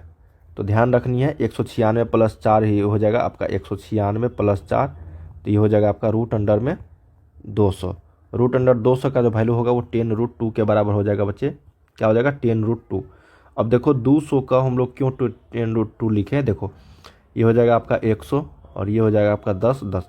जिसका जोड़ा लगता है उसको बाहर निकालो और जिसका जोड़ा नहीं लगता है उसको रूट अंडर में डालो। ठीक है, इसलिए 10√2 इसका सही उत्तर हो गया। अगला है एक्स अक्ष और वाई अक्ष के प्रतिच्छेदन बिंदु को। देखो यहाँ पे एक्स है, वो ये वाई है, ये होता है प्रतिच्छेदन बिंदु। इसको हम लोग बोलते हैं, क्या बोलते हैं बच्चे, ओरिजिन बोलते हैं। देखो ओरिजिन, हालांकि मूल बिंदु इसको बोलते हैं हम लोग, मूल बिंदु।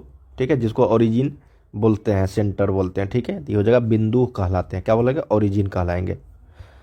अगला है बिंदु P 4,-5 और Q 8,7 को मिलाने वाली रेखाखंड के मध्य बिंदु के नियामक क्या होते हैं। मध्य बिंदु के नियामक बोला गया है बच्चे को मिलाने वाली। देखो ये P है और ये आपका Q है। ठीक है, इसका बोला गया है मध्य बिंदु मिलाने वाले रेखाखंड मध्य बिंदु के नियामक। ये 4,-5 है बच्चे और ये आपका 8,7 है। तो देखो मान लेते ये A है कोई मध्य बिंदु, तो इसका निकालने के लिए x, y निर्देशांक नियामक, तो बस x2 + x1 + x2/2 करेंगे तो 8 + 4 देखो 8 + 4/2 और ये हो जाएगा -5 + 7/2। ठीक है, तो 8 4 12, ये हो जाएगा 6 -5 प्लस ये 2 हो जाएगा 1, तो 6,1 ऑप्शन नंबर आपको सी जो है ये करेक्ट हो जाएगा। मध्य बिंदु निकालना था, बहुत ही सिंपल था। मूल बिंदु से दूरी जो होगा क्या होगा। देखो मूल बिंदु से कुछ भी पूछा जाएगा आप लोगों से, तो जो भी आपको मान दिया जाएगा बस रूट अंडर में आपको x² + y² दोनों को स्क्वायर करके आंसर दे देना है। तो ये हो जाएगा रूट अंडर x² + y², यही इसका सही उत्तर हो जाएगी। कहा गया कि यदि बिंदु तथा इतना संरेख है तो a का वैल्यू क्या होगा। संरेख जब भी बोला जाएगा बच्चे आप लोगों को,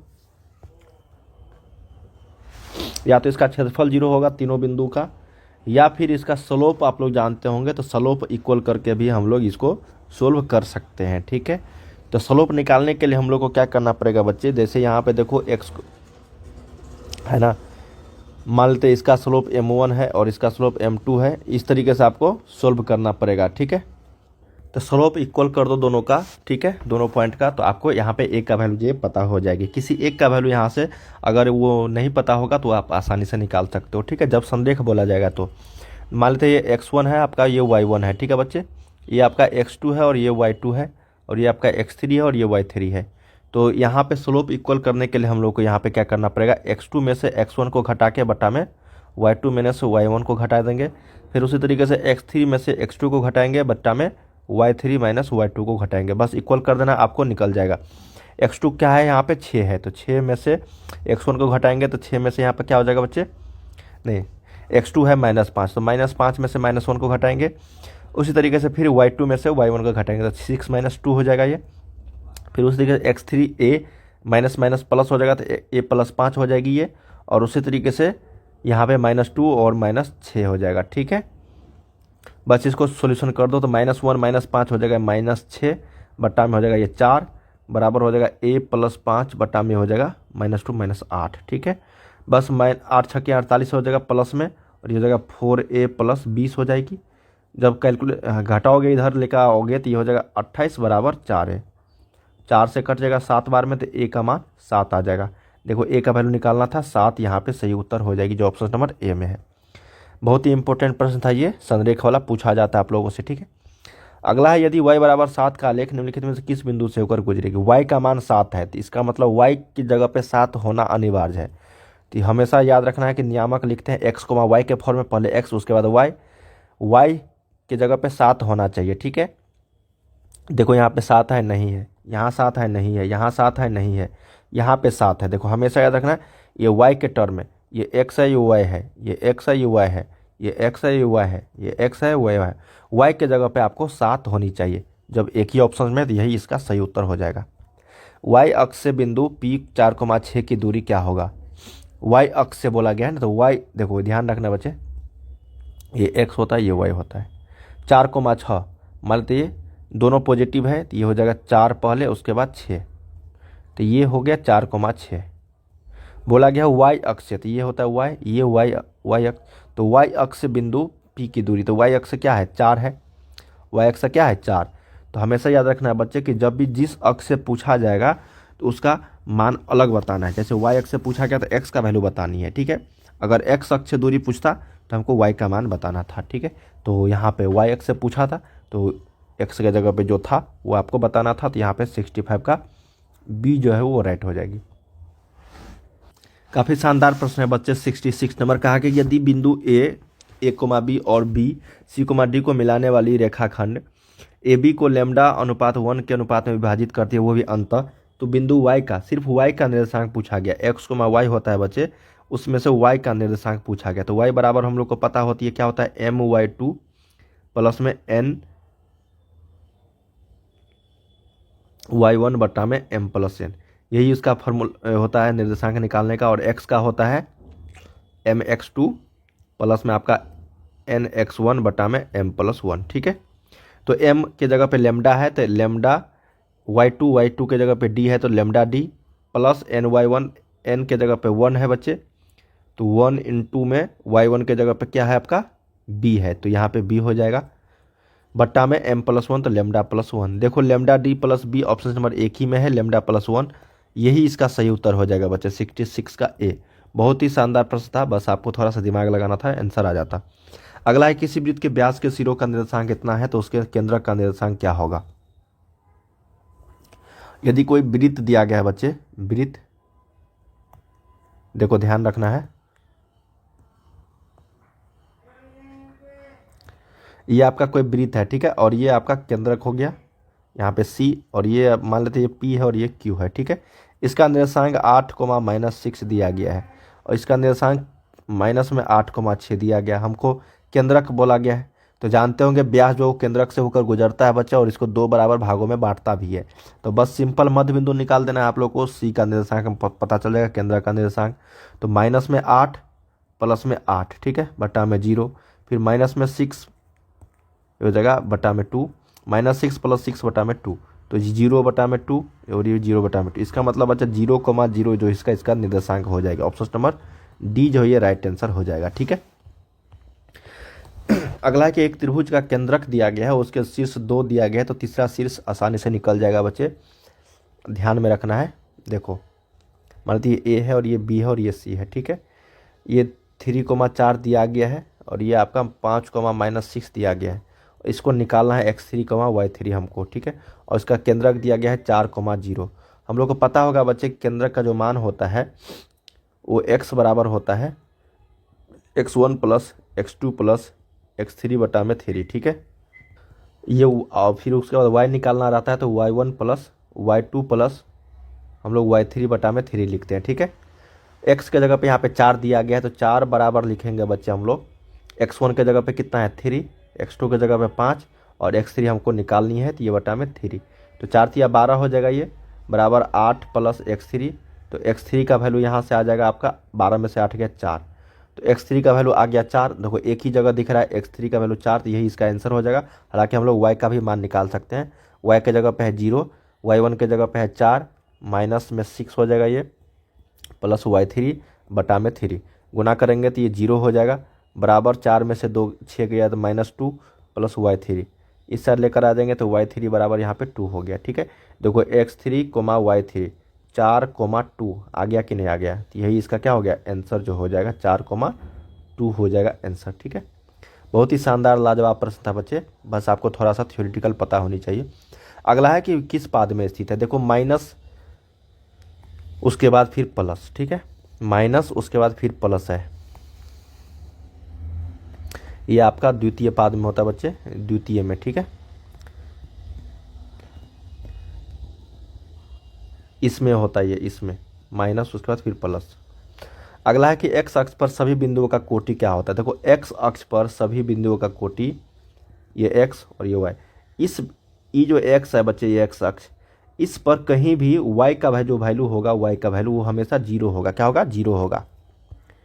अगला यहाँ पे कि त्रिभुज ABC और त्रिभुज PQR समरूप है, तो कोण ए का वैल्यू 42 डिग्री है, कोण AQ का वैल्यू 84 डिग्री है। देखो मान लेते हैं हम लोग त्रिभुज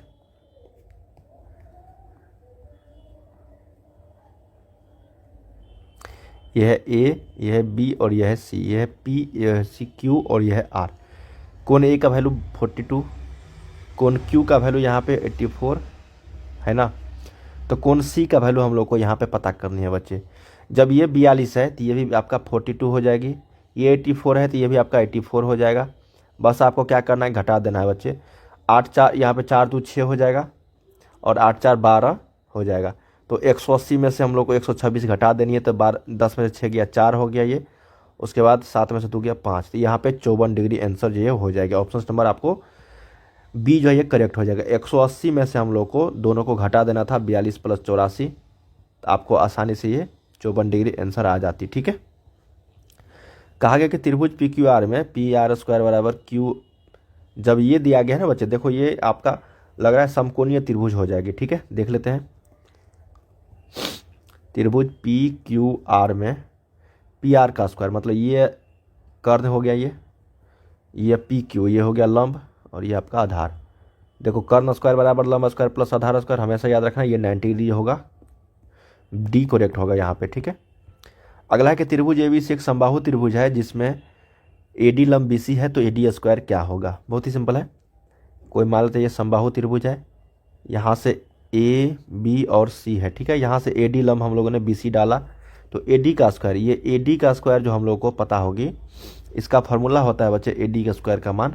समबाहु त्रिभुज दिया गया था बच्चे, यहाँ पे आप लोग को AD लंब BC दिया गया है, तो AD² मतलब ये जो ऊंचाई का स्क्वायर है, ये क्या शर्त होती है, इसका रिलेशन होता है, ये 3CD² का बराबर यहाँ पे आंसर हो जाएगा। ठीक है, इसको कैसे बनाना है ध्यान से रखना। देखो ये आपका लंब है, ठीक है, एक समबाहु त्रिभुज में ये लंब हो जाएगा ना, तो ये आपका क्या हो जाएगा, ये भी आपका समकोणीय त्रिभुज होगा, ये भी आपका समकोणीय त्रिभुज होगा। 2 बराबर भागों में यहाँ पे समकोण त्रिभुज में बांट देगा ये, जब भी समबाहु त्रिभुज में एक लंब डाला जाएगा। तो ठीक है, तो हम लोग इसे यहाँ पे AD² निकालेंगे, तो ये हो जाएगा कर्ण का स्क्वायर में से हम लोग क्या करेंगे, देखो AC² में से हम लोग क्या करेंगे, यहाँ पे CD का स्क्वायर घटा देंगे। ठीक है, CD का स्क्वायर घटा देंगे, और हम लोग जानते हैं कि AB बराबर BC बराबर यहाँ पे CD है, BC बराबर AC है। ठीक है, तीनों इक्वल हो जाएगा, ये और आपका ये BC जो है इक्वल हो जाएगा।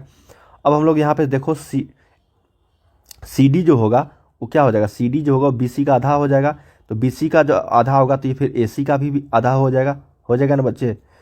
जब BC का आधा होगा तो AC का भी आधा होगा, और इसी तरीके से AB का भी आधा होगा, क्योंकि तीनों भुजा इक्वल है आपस में। ठीक है, हमको यहाँ पे CD के फॉर्म में देखो दिया गया है ऑप्शन, सभी ऑप्शन में CD के फॉर्म में, तो हम लोग यहाँ से AC का वैल्यू निकाल लेंगे, तो AC बराबर ये हो जाएगा कितना, 2CD हो जाएगा। ये दोनों में रिलेशन देखो, AC का वैल्यू 2CD के बराबर हो जाएगी, तो AC के जगह पर हम लोग को यहाँ पे 2CD का स्क्वायर माइनस में CD² पहले से था, तो ये हो जाएगा 4CD² में से CD² घटाएंगे, तो ये हो जाएगा 3CD² के बराबर। ठीक है, यहाँ पे आप लोग को 3BD² भी देखने को मिल सकते हैं बच्चे। ठीक है, ये चीज़ ध्यान में रखनी है आप लोग को। ठीक है, ध्यान में रखना है आप लोग को, 3CD² या फिर 3BD² DB² भी देखने को मिल सकते हैं, दोनों इक्वल हो जाएगा। अगला है कि त्रिभुज एबीसी में बिंदु डी और ई क्रमशः भुजाओं ए बी और तथा ए सी इस प्रकार है कि डी ई समानांतर बी सी है। यदि ए डी बटा डी बी बराबर 4/5 तो ए सी का वैल्यू इतना है। बहुत सिंपल है बच्चे। त्रिभुज ए बी सी कोई दिया गया है, देखो ध्यान से रखना है। त्रिभुज ए बी सी कोई दिया गया है जिसमें बी सी समानांतर है डी ई, ये दिया गया डी ई, ठीक है। ए डी बटा डी बी मतलब ए डी बटा में डी बी, इसका अनुपात ए डी बटा जो डी बी दिया गया है 4/5। सेम उसी तरीके से ए ई बटा ई सी होगा, ए ई बटा में ई सी होगा बच्चे, ठीक है। हमको ए ई का वैल्यू पता करनी है। मान लेते ए ई आपका एक्स है और ए सी पूरा 18 है, तो ये हो जाएगा 18 में से एक्स हो जाएगी, हो जाएगा ना। तो ये 4/5 दिया गया है बराबर एक्स बटा में 18 माइनस एक्स हो जाएगा। ये 18 चौके 72 माइनस 4x हो जाएगी और ये 5x हो जाएगा आपका, ठीक है। जब इस साइड लेकर जाएंगे तो ये 72 बराबर हो जाएगा 5 4 9x, यहाँ से x का वैल्यू हटा निकालेंगे तो ये हो जाएगा 9 8 72। x का वैल्यू यहाँ पे से उत्तर आपका 8 सेंटीमीटर हो जाएगा। जो x का मान हम लोगों ने रखा था वो ए ई का वैल्यू, तो ये ए ई का मान 8 आ गया। ये आपका जो है बच्चे त्रिभुज का जो जब भी कोई त्रिभुज में दो समानांतर यहाँ पे दिया जाएगा रेखा, इसका शर्त होता है जो अनुपात आपका ऊपर वाले त्रिभुज का होगा बट्टा में हो जाएगा ए डी बटा में डी बी, उसी तरीके से ए ई बटा में ई सी। इसका एक और शर्त होता है ए डी बटा में अगर ए बी है उसी तरीके से ए ई बटा में आपका ए सी भी हो जाएगा, ठीक है। तो ये चीज़ ध्यान में रखना, ये शर्त पे आपको आधारित था प्रश्न, सिंपल था। अगला है कि समद्विबाहु त्रिभुज, समद्विबाहु समकोण त्रिभुज में प्रत्येक न्यून कोण की माप क्या होगी। देखो ध्यान में रखना बच्चे, एक तो समद्विबाहु है और ऊपर से एक समकोण भी है, ठीक है। तो ये पक्का 90 डिग्री हो जाएगी बच्चे एक तो। और दूसरे जो त्रिभुज होगा उसमें प्रत्येक न्यून कोण की मान कितनी होगी, जब एक 90 डिग्री हो गया और समद्विबाहु में दो कोण इक्वल होगा, ठीक है। दो कोण क्या होगा बच्चे, इक्वल होगा। तो ये मान लेते ये कोण इक्वल है तो यहाँ पे न्यून कोण हो जाएगा 45 डिग्री, क्या हो जाएगा 45 डिग्री। अगला है कि दो समरूप त्रिभुज की संगत ऊंचाइयों का अनुपात इतना दिया गया है तो उनके क्षेत्रफल का अनुपात क्या होगा। चाहे हाइट दिया हो, चाहे आपका भुजा दिया हो बच्चे, चाहे आपका लंब दिया हो, ठीक है, माध्यिका की ऊंचाई, जब भी इस तरीके के दिया जाएगा आप लोगों को तो हमेशा याद रखना। और क्षेत्रफल का अनुपात पूछा जाएगा आप लोगों से तो कुछ नहीं करनी है बच्चे, 7/10 का उसका स्क्वायर कर देना है, ठीक है। तो ये हो जाएगा 49/100, ऑप्शन नंबर ए। और जब क्षेत्रफल दिया जाएगा और पूछा जाएगा ऊंचाई, भुजा या फिर आपको माध्यिका, तो बस उसका रूट अंडर में डाल के आंसर ला देनी है। अगला है 4.5 सेंटीमीटर त्रिज्या वाले वृत्त पर खींची गई दो समांतर स्पर्श रेखाओं के बीच की दूरी क्या होगी। देखो ध्यान में रखना, ये आपका कोई वृत्त है बच्चे, बोला गया है 4.5 सेंटीमीटर त्रिज्या है, वृत्त पर खींची गई दो स्पर्श समांतर, दो स्पर्श मतलब मान लेते हैं ये आपका एक स्पर्श रेखा होगा और ये एक स्पर्श रेखा हो गया, ठीक है। और ये आपका दोनों के बीच की दूरी पूछा गया है। तो मान लेते ये त्रिज्या जो होगा 4.5 बच्चे, तो ये भी तो आपका यहाँ इतना ही होगा ना, ये भी इतना ही होगा। तो ये 4.5 है और ये 4.5 है, तो दोनों के बीच की दूरी दोनों को जोड़ देंगे तो 4 4 8 और ये 0.5 एक हो जाएगा, तो 9 सेंटीमीटर यहाँ पे आंसर हो जाएगी।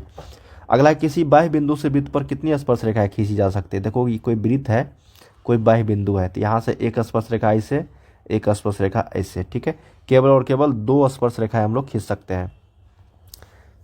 अगला है बच्चे कि यदि ओ केंद्र वाले वृत्त पर पी ए तथा पी बी दो स्पर्श रेखाएं हैं इस प्रकार है। देखो ये कोई वृत्त है, बोला गया है कि कोई ओ केंद्र है, ठीक है, और ये कोई पी ए और पी बी, मान लीजिए ये पी है, उसी तरीके से यहाँ पे पी ए और एक आपको पी बी स्पर्श रेखा खींचा गया है, ठीक है। तो कोण ए पी बी मतलब ए पी बी इसका वैल्यू दिया गया है 50 डिग्री, तो कोण ए ओ बी का वैल्यू पता करनी है, ए ओ बी का मतलब इसका वैल्यू पता करनी है, ठीक है। जब ये 50 डिग्री है बच्चे और ए ओ बी का वैल्यू पूछा गया है तो ये दोनों का जो मान होता है वो 180 डिग्री के बराबर होता है। क्यों होता है बच्चे, आपको पता होनी चाहिए कि स्पर्श रेखा और वृत्त के जो बिंदु पर जो होता है स्पर्श रेखा और वृत्त के बिंदु पर के बीच के कोण, तो वो 90 डिग्री होता है। ये 90 डिग्री हो गया, ये भी 90 डिग्री हो गया, तो 90 180 और ये चतुर्भुज का काम करेगा। तो ये जब 50 है तो ये भी आपका 180 होनी चाहिए, तो 180 में से अगर 50 को घटाएंगे हम लोग तो ये हो जाएगा 130 डिग्री। ऑप्शन नंबर आपको डी जो है ये राइट आंसर हो जाएगी यहाँ पे, ठीक है। तो ये 130 डिग्री का काम करेगा। अगला है कि दी गई आकृति में बिंदु ओ वृत्त का केंद्र है, ठीक है। कोण ए ओ बी का वैल्यू 30 डिग्री है तथा कोण ओ बी ए का मान क्या होगा, ओ बी ए मतलब इसका वैल्यू पता करनी है बच्चे, ठीक है। तो जब ये देखो ये आपका त्रिज्या का काम करेगा, ये भी आपका त्रिज्या का काम करेगा, तो दोनों त्रिज्या इक्वल है तो ये भी कोण आपका क्या होगा, इक्वल हो जाएगा। इसका मतलब ये एक्स है तो ये भी आपका एक्स हो जाएगा, तो 2x प्लस यहाँ पे 30 डिग्री बराबर 180 डिग्री हो जाएगी। तो यहाँ पे 2x बराबर तीनों त्रिभुज के तीनों कोणों का मान 180 डिग्री होती है, तो ये हो जाएगा आपका 150 डिग्री। तो यहाँ से x का वैल्यू 75 डिग्री, कोण ओ बी ए का वैल्यू जो हो जाए ये 75 डिग्री आंसर हो जाएगा। ऑप्शन नंबर सी यहाँ पे करेक्ट हो जाएगी। अगला है बच्चे कि 8 सेंटीमीटर त्रिज्या वाले वृत्त के केंद्र से 17 सेंटीमीटर दूर स्थित एक बिंदु से स्पर्श रेखा खींची गई है, तो स्पर्श रेखा की लंबाई 15 सेंटीमीटर होगा, क्योंकि 8, 15 और 17 एक क्या है, त्रिकोणीय त्रिक है यहाँ पे बच्चे, त्रिकोण मतलब समकोणीय त्रिक है। देखो यहाँ से कोई एक वृत्त है, ठीक है, केंद्र दिया गया है 8 सेंटीमीटर और केंद्र से बोला गया है कि कोई बिंदु यहाँ से है, ठीक है, और इससे स्पर्श रेखा ये खींचा गया है, तो ये 8 है तो ये भी आपका 8 होगा, और ये आपका केंद्र से बोला गया है 17, तो ये 17 हो जाएगी यहाँ पे। तो हम लोगों से पूछा गया है स्पर्श रेखा की लंबाई, ये पूछा गया है बच्चे, ठीक है। और यहाँ पे ये आपका समकोण त्रिभुज बनता है, समकोण 90 डिग्री, तो 90 डिग्री के सामने वाला हो गया कर्ण आपका, तो कर्ण हो जाएगा 17, कर्ण क्या हो जाएगा 17, तो 17 का स्क्वायर में से अगर 8 का स्क्वायर घटाएंगे तो हम लोग को ये मान निकल जाएगी, तो ये हो जाएगा 17 का 289, अब माइनस में 64, तो ये हो जाएगा आपका 225, इसका रूट अंडर निकालेंगे तो हो जाएगा 15, तो ये हो जाएगा 15 डिग्री, ठीक है, 15 आंसर आ जाएगा। बहुत ही सिंपल था, बस आपको समझना था बच्चे। अगला है कि एक घन के विकर्ण की लंबाई इतना दिया गया है तो इसका संपूर्ण पृष्ठीय क्षेत्रफल क्या होगा। घन का विकर्ण हम लोग जानते हैं √3 गुने भुजा होता है, तो 5√3 हो जाएगा, तो ये से गया तो ए का मान 5 हो गया। संपूर्ण पृष्ठीय क्षेत्रफल होता है 6l स्क्वायर, तो 6 गुने l का स्क्वायर तो 5 का स्क्वायर हो जाएगा 25, तो 25 छक्के 150, क्या हो जाएगा बच्चे 150 सेंटीमीटर स्क्वायर। अगला है कि यदि एक बेलन और शंकु के त्रिज्या और ऊंचाई समान हो तो उनके आयतनों का अनुपात क्या होगा। जब दोनों बेलन का आयतन क्या होता है πr²h, इसका होता है 1/3 πr²h, ठीक है। तो पाई से पाई गया, r से r गया, s से h गया, ठीक है,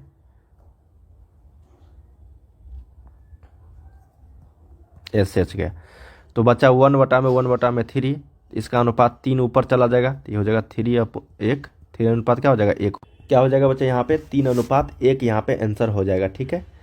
ये ध्यान में रखना है, 1 पहले है उसके बाद 1/3 है, इसलिए यहाँ पे 3 जो है ये ऊपर चला गया। अगर 1/3 ऐसे रहता, 1/3/1 रहता ऐसे, तो 1/3 ही आंसर होता, ठीक है, ध्यान में रखनी है। 1/1/3 था तो इसलिए ये ऊपर चला गया। अगला देखते हैं कि सुराही का संयोजन क्या है। सुराही का संयोजन यहाँ पे क्या है, गोला तथा बेलन, बेलन तथा शंकु, 2 अर्धगोले या फिर अर्धगोला तथा बेलन। सुराही में बच्चे एक गोला और एक बेलन का जो है संयोजन होता है, ठीक है, ऊपर में एक गोला हो जाएगा और नीचे में जो है आपका ये एक बेलन का काम करेगा, ठीक है। तो ये गोला और बेलन का एक संयोजन होता है सुराही जो जिसमें पानी लोग रखते हैं ना, घड़ा जिसको बोलते हैं। एक घड़ी के मिनट वाली सुई 45 मिनट में बनाया गया कोण कितना होगा, ठीक है, 45 मिनट में बोला गया था। 60 मिनट में जो बनता है बच्चे 360 डिग्री का बनता है, उसी तरीके से 45 मिनट में 1 मिनट में बनेगा 360/60, 45 मिनट में कितना बनेगा, तो 360/60 गुने 45, 5×45, 15×4 = 9×27, तो हो जाएगा 270 डिग्री का कोण बनेगा। ऑप्शन नंबर आपको बी करेक्ट हो जाएगी। याद रखना है कि एक घड़ी में 60 मिनट में 360 डिग्री का कोण बनता है, ठीक है। 10 सेंटीमीटर त्रिज्या वाले अर्धवृत्त की कुल परिमिति कितनी होगी। 10 सेंटीमीटर त्रिज्या वाले अर्धवृत्त की कुल परिमिति, तो अर्धवृत्त का यहाँ पे परिधि पूछा गया है बच्चे, याद रखना है। अर्धवृत्त का परिधि होता है 2 पाई, क्या होता है 2 पाई।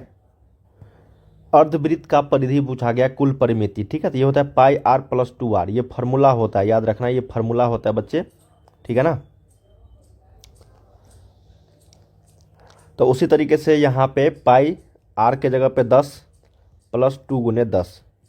तो ये तो हो जाएगा आपका 10 पाई प्लस 20। यहाँ से क्या करे किया है आप लोगों को 10 कॉमन ले लिया है बच्चे, 10 कॉमन आ जाएगा तो ये हो जाएगा पाई प्लस 2। ये ऑप्शन नंबर आपको ए जो है ये करेक्ट हो जाएगी। ठीक है, पाई प्लस 2 इंटू 10। ये फार्मूला कहाँ से आया, अर्धवृत्त की कुल परिधि देखो ये होता है 2 पाई आर, इसका आधा प्लस यहाँ पे 2 आर होता है। ठीक है, तो 2 से 2 गया तो ये पाई आर प्लस 2 आर, क्योंकि अर्धवृत्त देखो ये एक वृत्त है, इसमें आधा ही हमको लेना है बच्चे। ठीक है, ये आधा ही लेना है, तो यहाँ से देखो ध्यान में रखना है, ये होता है आर। ठीक है, तो ये होता है अर्धवृत्त, इसका हो जाएगा 2 पाई आर अब बटा में 2, पूरा होता है 2 पाई आर, उसका आधा करेंगे 2। और देखो ये भी तो है आपस में, तो ये हो जाएगा एक आर यहाँ पे एक आर यहाँ पे, ठीक, तो प्लस में 2 आर ये जुट जाता है। ठीक है, इसलिए यहाँ पे पाई आर प्लस 2 आर होता है, याद रखना है। अगला है कि 6 सेंटीमीटर व्यास के एक गोले द्वारा विस्थापित हवा का आयतन क्या होगा। तो यहाँ पे व्यास बोला गया है ना, तो त्रिज्या बराबर हो जाएगा 3। ठीक है, तो ये होता है 4/3 पाई आर क्यूब, तो 3 का क्यूब हो जाएगा, 3 का क्यूब 3 गुने 3 गुने 3, तो 3 से 3 गया तो 3 तिया 9, 9 चौके 36, तो 36 यहाँ पे पाई आंसर हो जाएगा, 36 पाई घन सेंटीमीटर। ठीक है, अगला है कि पी त्रिज्या वाले वृत्त में कोण थीटा के तिर्यकखंड का क्षेत्रफल क्या होगा। पी त्रिज्या वाले तो हम होता है formula pi r square theta upon 360 degree, तो पाई के जगह पे पाई ही रहेगा, आर के जगह पे बस थीटा पी हो जाएगा, तो पी का स्क्वायर, थीटा के जगह पे थीटा है तो बटा में 360 डिग्री, तो ये हो जाएगा पाई पी स्क्वायर थीटा बटा 360 डिग्री। ऑप्शन नंबर आपको ए करेक्ट होगा। यदि किसी अर्धगोले के संपूर्ण पृष्ठ का क्षेत्रफल 462 सेंटीमीटर स्क्वायर है तो उसकी त्रिज्या जो होगी वो कितनी होगी। अर्धगोले का संपूर्ण पृष्ठ क्षेत्रफल क्या होता है बच्चे, 2/3 संपूर्ण पृष्ठ क्षेत्रफल बोला गया ना, होता है 3 पाई आर स्क्वायर। ठीक है, बराबर 462, तो 3 से ये कटेगा, 6 2 8 4 12 कट जाएगा, 3 गुने 22/7 आर का स्क्वायर निकालनी है 462। ठीक है, तो हो जाएगा आपका कितना, 3 से अगर कटाएंगे इसको तो ये हो जाएगा 3 3 5 15 3 चौके बात, ये हो जाएगा 22 7 154, तो आर का वैल्यू यहाँ से आ गया 7 सेंटीमीटर इज द सही उत्तर हो जाएगा इसका। अगला है कि एक समबाहु त्रिभुज का क्षेत्रफल 81√3 सेंटीमीटर स्क्वायर है तो इसकी भुजा क्या होगी। सिंपल है, फार्मूला होता है √3/4 गुने में भुजा स्क्वायर ए का स्क्वायर 81√3, भुजा को हम लोगों ने ए मान लिया, √3 से √3 गया।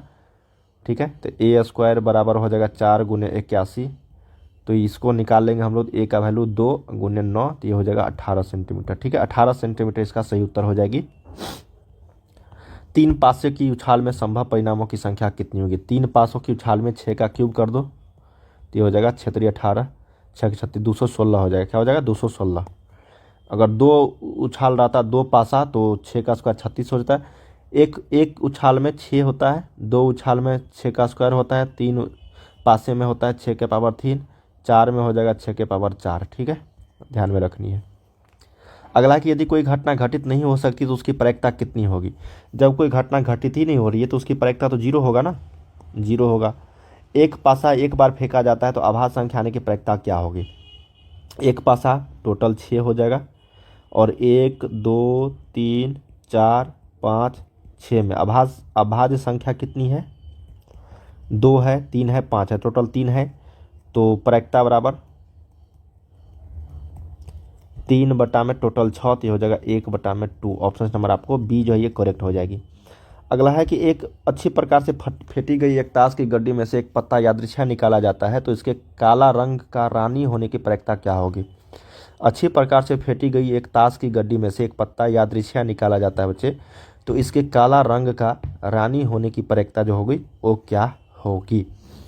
तो 52 टोटल होते हैं, काला रंग उसमें से 26 होता है। ठीक है, और उसमें से रानी बोला गया है बच्चे, काला रंग का रानी होने की प्रायिकता, एक पत्ता यादृच्छा निकाला जाता है और एक रंग काला रंग का रानी कितना होगा, 2 होगा, 2 होता है ना 26 में से,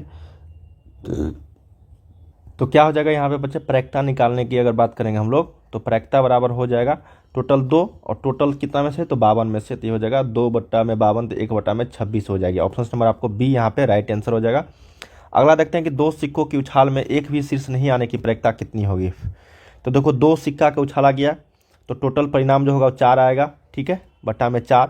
और एक भी शीर्ष अगर नहीं आएगी तो या तो फिर दोनों पे टेल आएगा, तभी तो दोनों में शीर्ष नहीं आएगा ना।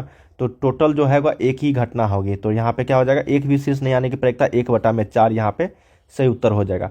इसका जो टोटल संभव परिणाम होता है 4, एक होता है एच और एच, एक होगा आपका एच टी, एक होगा टी एच और एक होगा आपका टी टी। ठीक है, देखो ये इसमें भी शीर्ष आ रहा है, इसमें भी शीर्ष आ रहा है, इसमें भी शीर्ष आ रहा है, इसमें शीर्ष नहीं आ रहा है, इसलिए शीर्ष नहीं आने की प्रयिकता 1/4 हो जाएगा। अगला इसका बहुलक बोला गया। तो बहुलक देख लो कौन से सबसे ज़्यादा बार आया हुआ है इसमें। 23 देखते हैं, 23 1 2 3 बार आ रहा है। 22 देखते हैं, 22 2 बार आ रहा है, 22 2 बार। हाँ, तो इसका सही उत्तर आपका 23 आंसर हो जाएगी। ठीक है, अगला कि यदि 5 आंकड़े दिया गया है, इसका माध्य दिया गया है 14, तो x का वैल्यू क्या होगा। तो सभी को जोड़ दो, ये हो जाएगा 1 2 3 4 5, तो 5x प्लस 1 2 3 3 6 6 4 10, टोटल कितना है 5 बराबर 14। ठीक है, हो जाएगा 5x प्लस 10 बराबर 14 5 70, तो हो जाएगा 5x बराबर 60, तो हो जाएगा x का वैल्यू 12। क्या हो जाएगा, x का वैल्यू 12 हो जाएगा। निम्नलिखित में से कौन केंद्रीय प्रवृत्ति की माप नहीं है। तो केंद्रीय प्रवृत्ति की माप अगर नहीं है, बात करेंगे हम लोग परिसर, माध्य, माध्यिका, बहुलक, तो सही उत्तर हो जाएगा केंद्रीय प्रवृत्ति की माप नहीं है बच्चे परिसर। ठीक है, माध्य, माध्यिका, बहुलक ये सारे हैं, परिसर नहीं है, तो एक करेक्ट आंसर हो जाएगा। अगर देखें प्रथम 8 अभाज्य संख्याओं का माध्यिका क्या होगा। तो प्रथम 8 अभाज्य संख्या पर लिख लो 2 3 5 7 11 13 17, 1 2 3 4 5 6 7। हाँ, तो इसका माध्यिका क्या होगा, बीच की संख्या, तो 1 2 3 4, 1 2 3 4, मतलब 7 नंबर जो है यहाँ पे आ रहा है माध्यिका। तो ऑप्शन नंबर आपको डी जो है करेक्ट हो जाएगी। लास्ट क्वेश्चन है बच्चे कि निम्नलिखित में से वितरण के लिए बताए वर्ग अंतराल दिया गया है, बहुलक वर्ग का उच्च सीमा कौन सा है, उच्च सीमा। ठीक है, तो मॉडल क्लास जो होगा यहाँ पे क्या हो जाएगी, तो यहाँ पे बहुलक वर्ग का उच्च सीमा। तो पहले तो बहुलक समझना पड़ेगा कि बहुलक इसमें वर्ग सबसे ज़्यादा बार कौन सी संख्या आया है। देखो 8 12 20 6 24, सबसे ज़्यादा बार तो 20 आया है। तो 20 जो ये होगा आपका बहुलक वर्ग। क्या होगा बच्चे, ये बहुलक वर्ग कहलाएगा। ठीक है, और बहुलक वर्ग में भी बोला गया है उच्च सीमा। तो ये जो सीमा दिया गया है 20 से 30, तो 20 से 30 ये पहला वाला को हम लोग निम्न सीमा बोलते हैं और इसको हम लोग बोलते हैं उच्च सीमा। ठीक है, तो देखो उच्च सीमा कितना है 30 है, तो इसका मतलब ये 30 जो है यहाँ पे राइट आंसर हो जाएगा। ठीक है, तो हम लोगों ने यहाँ पे बच्चे 1 से लेके 100 तक प्रश्न कर लिए हैं। उसके बाद हम लोग अगले वीडियोज में कवर करेंगे इसका लघु उत्तरीय प्रश्न। मैं आपको एक एक प्रश्न को बारे में बताऊंगा, यहाँ पे सभी क्वेश्चंस को हल करके बताऊंगा आपके सामने में। ठीक है, आप लोग खुद से बनाइए, जो नहीं बनता है तो वो आप लोग यहाँ पे देख लेना। तो चलिए मिलते हैं अगले वीडियोज में, तब तक आप लोग पढ़ाई करते रहिए। हर एक सब्जेक्ट का आप लोग को यहाँ पे आएगा। बाय बाय सभी को।